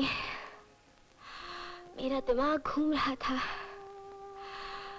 मैं फौरन ऊपर कमरे में गई और सुरेश को होटल में टेलीफोन कर दिया और रंजीत की धमकी के बारे में सब कुछ बता दिया। जैसे ही फोन नीचे रखा, मेरा सर चकराने लगा, दिल घबराने लगा। न जाने क्या होने वाला है। रंजीत एक जालिम आदमी है, वो कुछ भी कर सकता है। सुरेश मेरी वजह से किसी मुसीबत में न पड़ जाए। अगर कोई ऐसी बात हो गई तो मैं अपने आप को कभी माफ न कर सकूंगी। इन्हीं ख्यालों में खोई हुई मैं बाथरूम की तरफ चल पड़ी। शावर के नीचे सर रख दिया और इन तमाम बातों को दिमाग से निकालने की कोशिश की, मगर अचानक नीचे से जोर जोर से बोलने की आवाजें आने लगी। ऐसा लगा जैसे सुरेश आ गए और मेरे पति के साथ उनका झगड़ा हो रहा है, मगर कुछ समझ में नहीं आया। मैं कुछ सोचकर आगे बढ़ी। जैसे ही तौलिया लपेट रही थी कि आवाजें बंद हो गईं और नीचे खामोशी छा गई। मैं कपड़े बदलने ड्रेसिंग रूम की तरफ चल पड़ी। कपड़े पहनते पहनते सोच रही थी क्या करूं, क्या न करूं, कि फिर से मेरे पति के जोर जोर से चिल्लाने की आवाजें आने लगी। शायद झगड़ा और बढ़ गया था। इतने में ऊपर से हवाई जहाज गुजरा, जिसके शोर में सब आवाजें दब गईं। हवाई जहाज के गुजरने के बाद फिर सन्नाटा छा गया। हे भगवान, ये सब क्या हो रहा है? मैं साड़ी लपेटते लपेटते जल्दी जल्दी नीचे की तरफ भागी। जब मैं नीचे आई, सुरेश जा चुके थे और रंजीत गुस्से में भरे बैठे थे। मुझे देखते ही गालियां देने लगे और मारने के लिए पिस्तौल उठा लिया। हाँ, मैं तो जिंदगी से तंग ही थी। एकदम उन पे झपट पड़ी।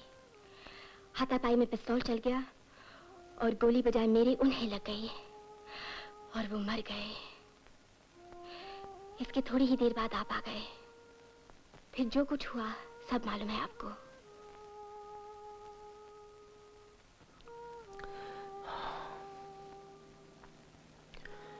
जिंदगी भी इंसान के साथ क्या मजाक करती है। जब मैंने आपको बचाने के लिए स्कीम बनाई तो ऐसा लगता है उस वक्त मैं किस्मत के साथ साजबाज कर रहा था। फांसी का फंदा आपके गले से निकाल के सुरेश के गले में डाल दिया।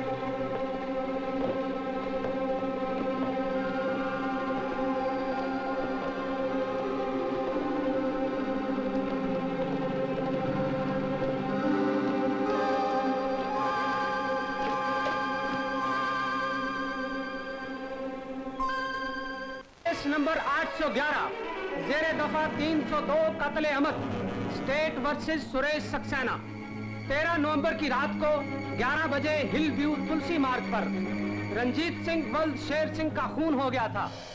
रंजीत सिंह के खून के इल्जाम में पुलिस ने मिस्टर सुरेश सक्सेना को गिरफ्तार किया है और अब कानूनी कार्रवाई के लिए इस अदालत में पेश किया जा रहा है। Mister prosecutor, mister Mehta, yes your honour, mister Chandrashekhar को अदालत में पेश किया जाए।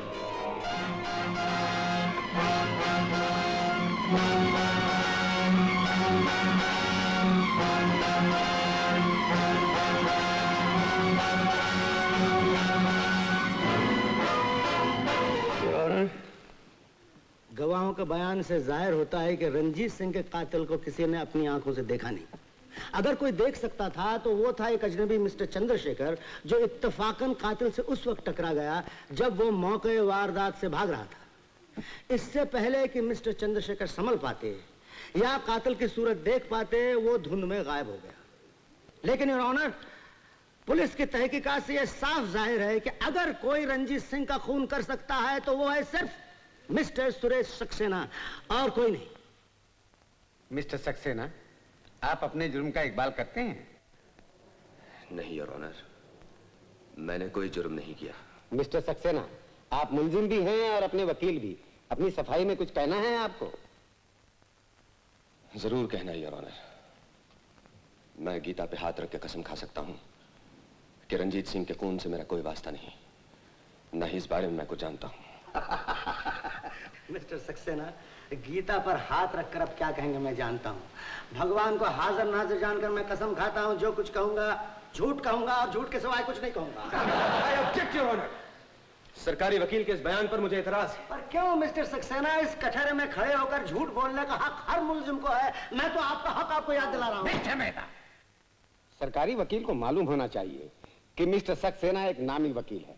इनके बारे में कोई भी गैर कानूनी बात कहते वक्त आपको एहतियात से काम लेना चाहिए। I am sorry your honour, I am very sorry. मैं तो भूल ही गया था कि वकील झूठ नहीं बोलते। Just a moment your honour. Mister Saxena, inspector Joshi को आपने बयान दिया था कि कत्ल की रात आप रंजीत सिंह के घर नहीं गए थे, जबकि आप गए थे। Exhibit number 5 please. इस कॉफी के ट्रे पर आपकी उंगलियों के निशान मौजूद हैं। पहला झूठ।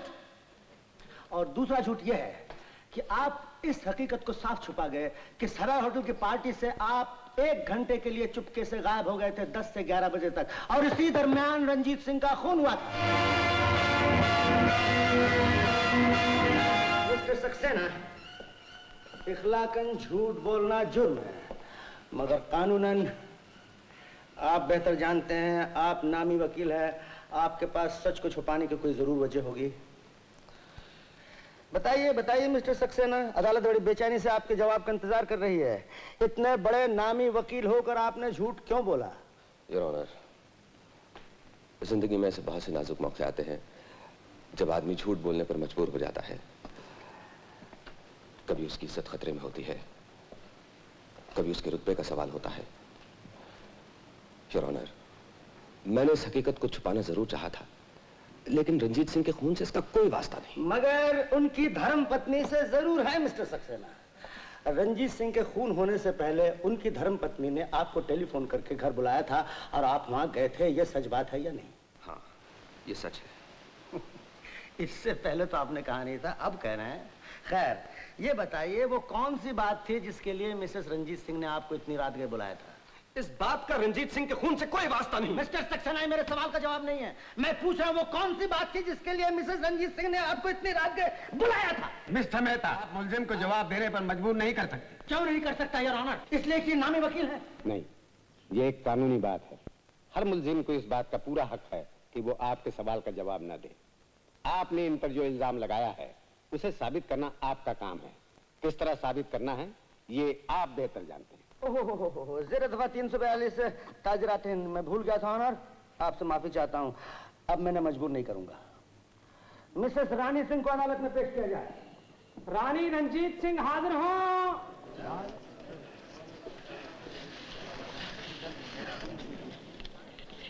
मैं जो कुछ कहूंगी सच कहूंगी, सच के सिवा कुछ नहीं कहूंगी।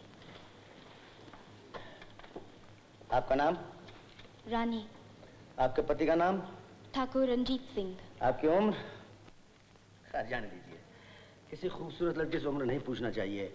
आप सिर्फ इतना बताइए, 13 नवंबर की रात को, जिस रात आपके पति का खून हुआ था, आपने टेलीफोन करके मुलजिम को बुलाया था और ये पार्टी छोड़कर फौरन चले आए थे। ये बात सच है?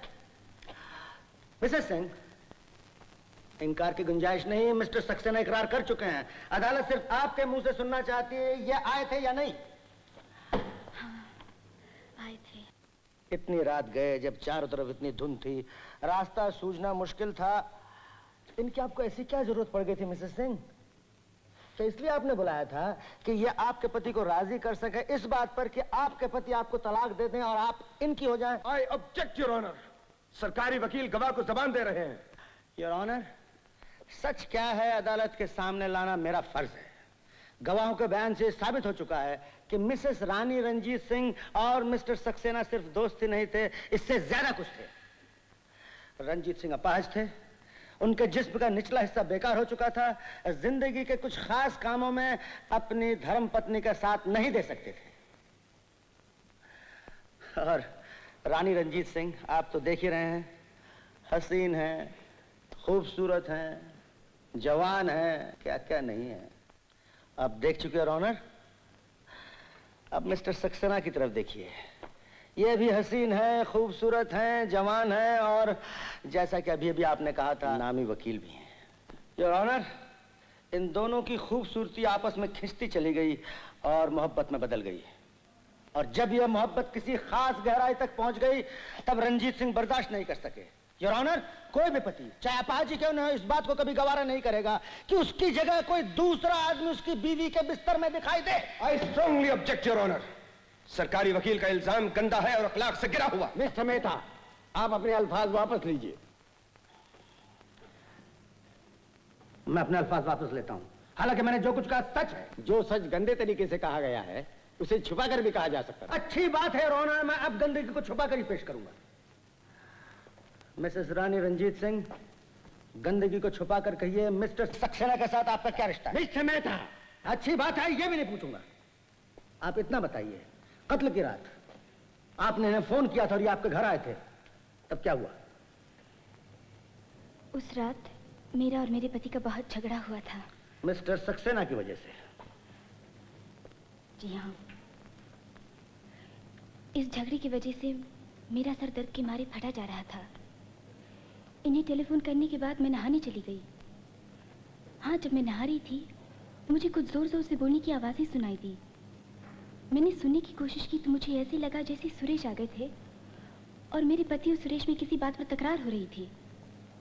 मैं जल्दी जल्दी नहाकर बाहर निकली तो आवाज़ें बंद हो गई, मगर इसके थोड़ी ही देर बाद फिर मेरे पति के चीखने चिल्लाने की आवाज़ सुनाई दी, जैसे वो किसी पर बिगड़ रहे हों। बिगड़ रहे हो क्या मतलब? ये बताइए वो क्या कह रहे थे? मैं सुनने की कोशिश कर रही थी कि उसी वक्त ऊपर से एक हवाई जहाज गुजरा और मैं कुछ न सुन सकी।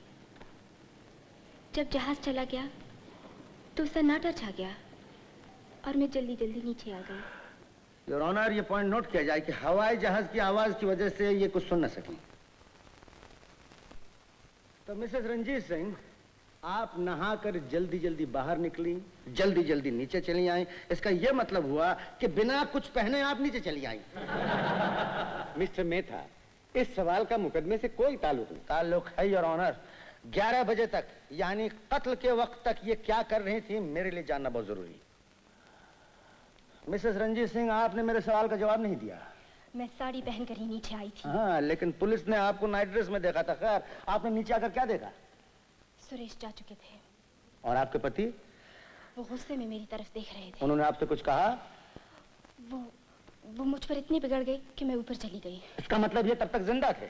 जी हाँ, वो जिंदा थे। झूठ! वो जिंदा नहीं थे। न मिस्टर सक्सेना वहां से जा चुके थे जैसा कि अभी भी आपने कहा। आपके पति को कत्ल करने के बाद वो वहीं मौजूद। मेरे फाजिल दोस्त एक सांस में 2 उलट बयान दे रहे हैं। योर ऑनर, इस पूरे मुकदमे की बुनियाद इस बात पर रखी गई है कि कत्ल रात के 11 बजे हुआ था। राधा ने गोली की आवाज बावर्ची खाने में 11 बजे सुनी थी। उस वक्त मिसेस रंजीत सिंह राधा के साथ बावर्ची खाने में मौजूद थी। अब ये कह रहे हैं जब मिसेस रंजीत सिंह नीचे आई तो रंजीत सिंह का कत्ल हो चुका था और मैं वहां मौजूद था। योर ऑनर, मेरी समझ में नहीं आता इन दोनों बातों में से कौन सी बात ठीक है। दोनों सुरेश बाबू, दोनों। क्या फजूल बात कर रहे हैं आप मिस्टर मेहता? क्या किसी आदमी का खून 2 बार हो सकता है? हो सकता है, नहीं हुआ। और दोनों बार आप ही ने किया। ये मजेदार बात है योर ऑनर। मैं अपने फाजिल दोस्त से पूछता हूं, खून पहली बार कैसे हुआ था और दूसरी बार कैसे? योर ऑनर, पहली बार उस वक्त खून हुआ जब ऊपर से हवाई जहाज गुजरा, जिसकी आवाज का फायदा उठाकर इन्होंने रंजीत सिंह पर गोली चलाई। ये बिल्कुल झूठ है योर ऑनर। ये बिल्कुल सच है योर ऑनर। इनका ख्याल था कि हवाई जहाज के शोर में गोली की आवाज दब जाएगी, मगर इन्हें इस बात का इल्म नहीं था कि एक चश्मदीद गवाह वहां मौजूद थी। वो गवाही अभी तक पेश क्यों नहीं की गई? योर ऑनर, ये गवाही मैंने जानबूझकर पेश नहीं की थी। मैं मुनासिब मौके के इंतजार में था। इंस्पेक्टर जोशी, गवाही पेश कीजिए।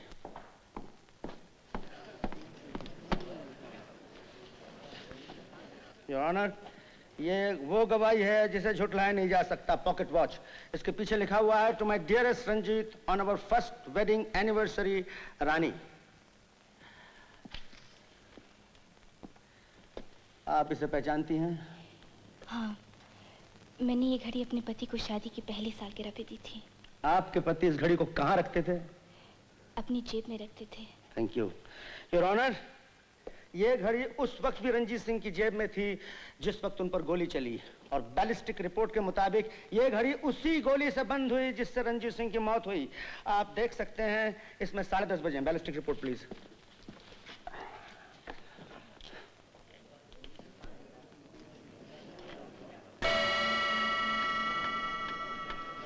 इसका मतलब ये सच है योर ऑनर।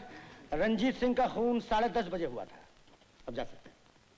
क्या मैं अपने फाजिल दोस्त से पूछ सकता हूं, अगर खून 10:30 बजे हुआ था तो 11 बजे गोली किसने चलाई थी? वो गोली भी आप ही ने चलाई थी सुरेश बाबू। वो था आपका दूसरा खून। दोनों सुरेश, दोनों। कहानी अच्छी घड़ी आपने मिस्टर मेहता। इसका मतलब है खून करने के बाद 10:30 बजे से 11 बजे तक मैं रंजीत सिंह की लाश के साथ शतरंज खेलता रहा और इस बात का इंतजार करता रहा कि 11 बजे मिस्टर चंद्रशेखर आए, मैं उठकर वहां से भागूं और उनसे टकरा जाऊं ताकि फांसी का फंदा बहुत आसानी से मेरे गले में डाला जा सके। है ना मिस्टर मेहता? आप शतरंज नहीं खेल रहे थे सुरेश बाबू, आप एक दूसरी चाल चल रहे थे। आप एक नामी वकील हैं, कानून के दांव पे आज बड़ी अच्छी तरह जानते हैं। 10:30 बजे से 11 बजे तक आप क्या कर रहे थे, रानी रंजीत सिंह को क्या सबक पढ़ा रहे थे, मैं बताता हूं। खून करने के बाद आप दोनों ने मिलकर एक झूठी चोरी का ड्रामा बनाया।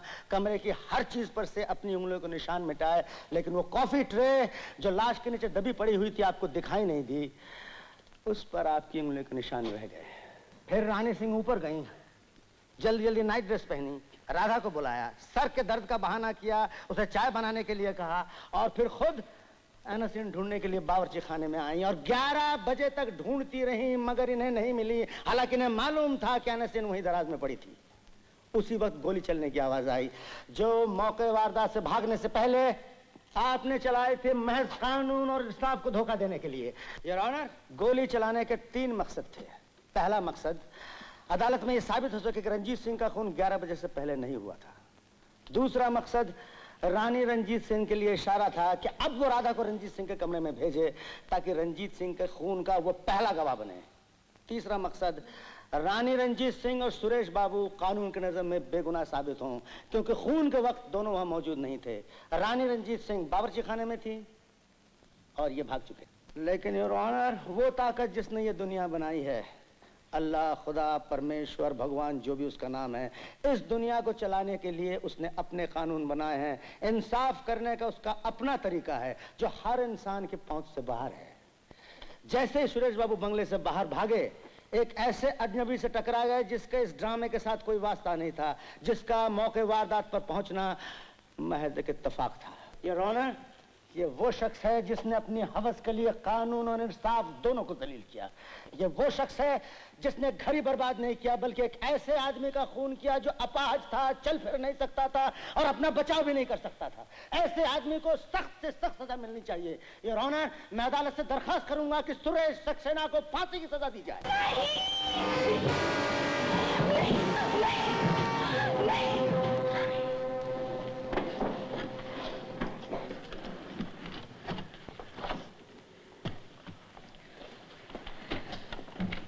जज साहब, मैं कुछ कहना चाहती हूँ।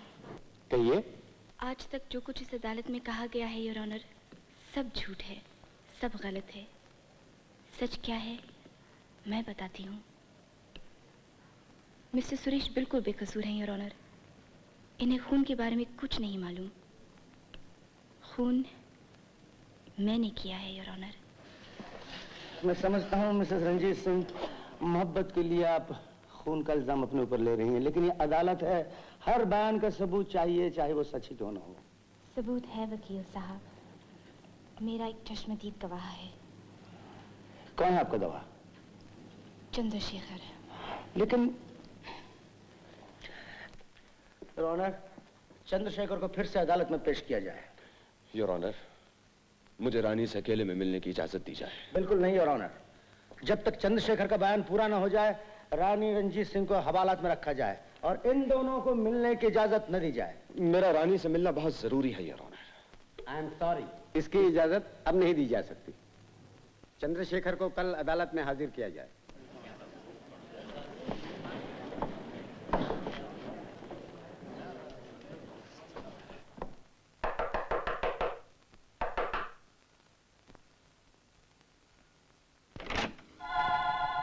आपका नाम मिस्टर चंद्रशेखर है? हाँ, क्या बात है? आपके नाम समन है। कल आपको कोर्ट में बुलाया है।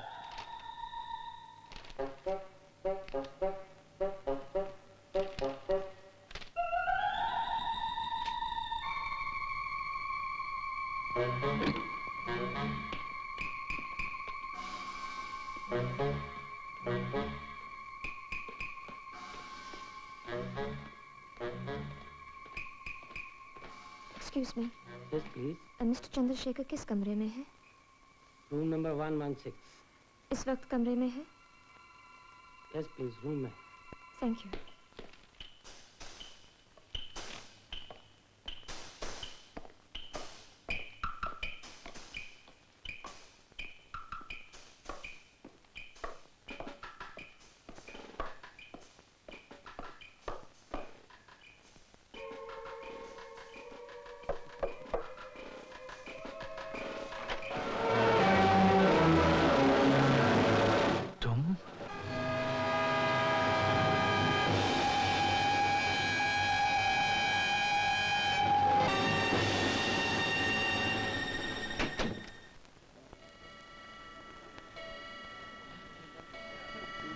चंद्रशेखर हाजिर हो।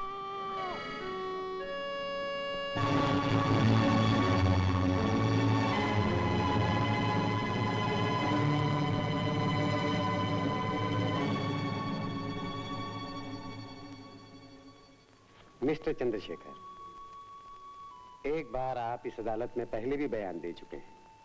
आज आपको फिर बुलाया गया है। बयान देने से पहले आप ये बात अच्छी तरह याद रखिए, आपके इस बयान पर एक आदमी की जिंदगी और मौत का फैसला होने वाला है। इसलिए भगवान को हाजिर नाजिर जानकर जो कहेंगे सच कहेंगे, सच के सिवा और कुछ नहीं कहें।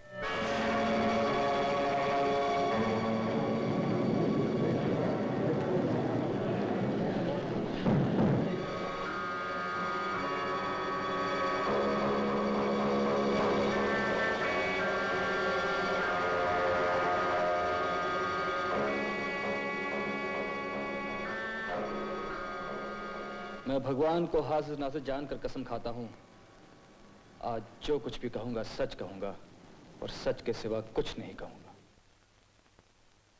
मिस्टर चंद्रशेखर, आप इन्हें जानते हैं? जी हाँ। इनका कहना है कि रंजीत सिंह का खून इन्होंने किया और आप चश्मदीद गवाह हैं, ये सच है?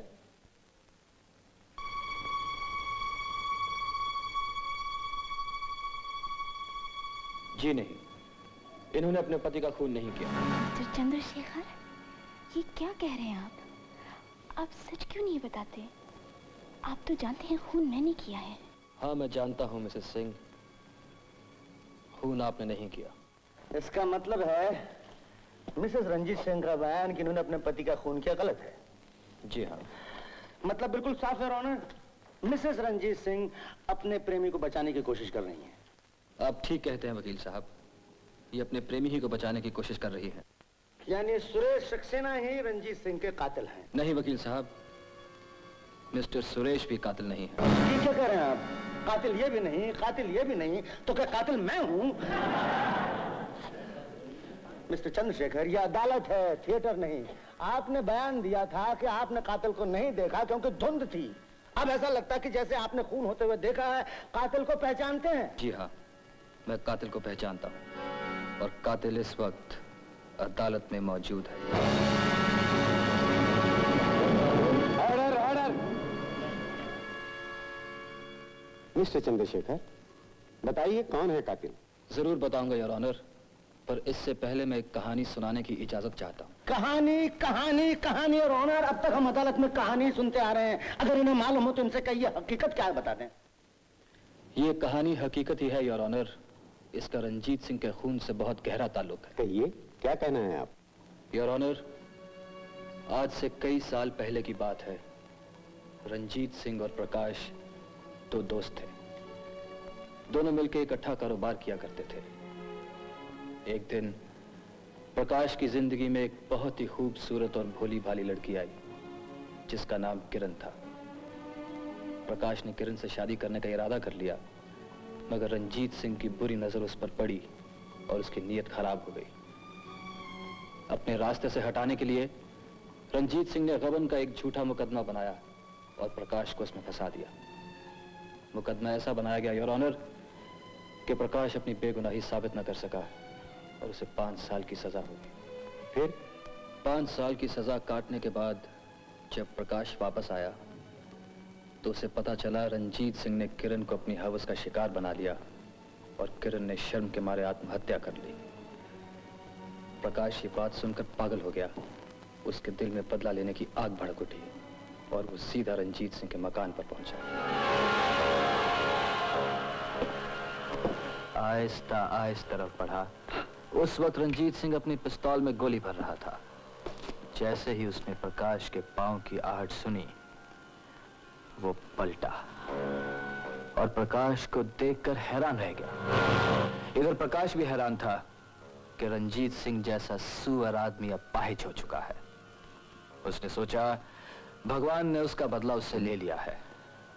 प्रकाश ने रंजीत सिंह के मुंह पर थूका और कहा, जा, तेरी जिंदगी ही तेरी मौत है। मगर जैसे ही प्रकाश जाने लगा, रंजीत सिंह ने ललकारा और पिस्तौल निकाला। प्रकाश उसको झपटा। दोनों में हाथापाई हुई। रंजीत सिंह के सर पर खून सवार था। वो चाहता था कि प्रकाश को खत्म कर दे, मगर कुदरत को कुछ और ही मंजूर था। हाथापाई में गोली चल गई और प्रकाश की जगह रंजीत सिंह मारा गया। ठीक उसी वक्त ऊपर से एक हवाई जहाज गुजरा जिसके शोर में गोली की आवाज दब गई और घर में किसी को खून का पता न चला। प्रकाश ने बत्ती बुझाई और चुपके से बाहर चला गया। क्या आप प्रकाश को और किरण को अदालत में पेश कर सकते हैं? जी हाँ। योर ऑनर, किरण मैं मैंने खुदकुशी करने की कोशिश की थी, मगर भगवान ने मुझे बचा लिया। मिस्टर चंद्रशेखर, ये प्रकाश कौन है? प्रकाश मैं हूं।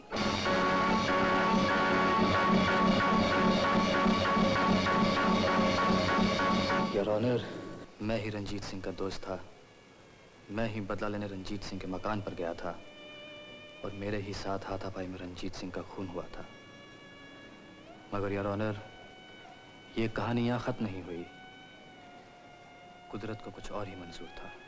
जब मैं रंजीत सिंह के घर से निकला तो रास्ते में अचानक मुझे पता चला मेरा बटुआ नहीं है। मैंने फौरन गाड़ी घुमाई और रंजीत सिंह के घर की तरफ फिर से चल पड़ा।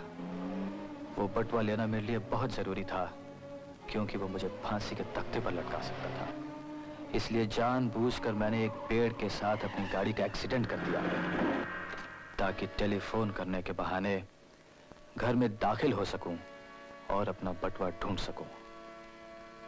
जब मैं दोबारा घर में दाखिल हुआ तो मैंने ऐसे जाहिर किया जैसे पहली ही बार आया हूं। धीरे धीरे रंजीत सिंह की कुर्सी की तरफ बढ़ा, उससे बात करने का नाटक किया और जैसे ही उसे छुआ उसकी लाश गिर पड़ी। मगर योर ऑनर, मेरी हैरानगी की कोई हद न रही जब मैंने देखा कि एक औरत हाथ में पिस्तौल लिए खड़ी है और रंजीत सिंह के खून का इल्जाम अपने सर ले रही है। ये थी रानी रंजीत सिंह। मुझे मालूम था योर ऑनर कि खून उसने नहीं मैंने किया है, इसलिए उसे बचाने के लिए मैंने एक कहानी बनाई। जो ड्रामा मिसेस रंजीत सिंह ने किया वो मेरा बताया हुआ था। ये वाकई तकदीर का खेल है योर ऑनर। जब मैं रंजीत सिंह से मिलने गया उससे कुछ ही देर पहले सुरेश रंजीत सिंह से झगड़ा करके गए थे। रानी ने खून का इल्जाम अपने सर क्यों लिया, अब मैं समझा। इनका ख्याल था रंजीत सिंह का खून सुरेश ने किया है। योर ऑनर, दर्द मोहब्बत क्या है मैं जानता हूं। मैंने अपनी मोहब्बत को बर्बाद होते हुए देखा है। सुरेश और रानी एक दूसरे से मोहब्बत करते हैं। मुझे ऐसा लगा फांसी का फंदा एक के गले से निकालकर मैं दूसरे के गले में डाल रहा हूं। योर ऑनर, इस बात का मेरे दिमाग पर बहुत बोझ था और कल रात जब किरण, सिस्टर किरण मुझसे मिलने आई तो मैंने फैसला कर लिया मैं अपने आप को कानून के हवाले कर दूंगा। और वैसे भी योर ऑनर, अब मेरी जिंदगी में रहा ही क्या है। मिस्टर मेहता, आपको कोई सवाल पूछना है? वैसे मेरे ख्याल में मिस्टर सुरेश बेगुनाह है। योर ऑनर, इंसान का ज़मीर और भगवान का इंसाफ हमेशा कानून की मदद करते आए हैं। चंद्रशेखर के झूठ और प्रकाश के सच ने इंसाफ को फिर से बचा दिया। इन्होंने जो कुछ कहा सच है। अदालत तराजू के दो पलड़ों की तरह है। एक पलड़े में कानून होता है और दूसरे में इंसाफ। कानून की नजर में मिस्टर प्रकाश मुजरिम है, मगर इंसाफ की नजर में वो बेगुनाह है। इसलिए मिस्टर प्रकाश को ये अदालत बाइज्जत बरी करती है। हम लोग खिलौने हैं एक ऐसे खिलाड़ी के, हम लोग खिलौने हैं एक ऐसे खिलाड़ी के, जिसको अभी सदियों तक ये खेल रचाना है। संसार की हर शय का इतना ही फसाना है, एक धुंध से आना है, एक धुंध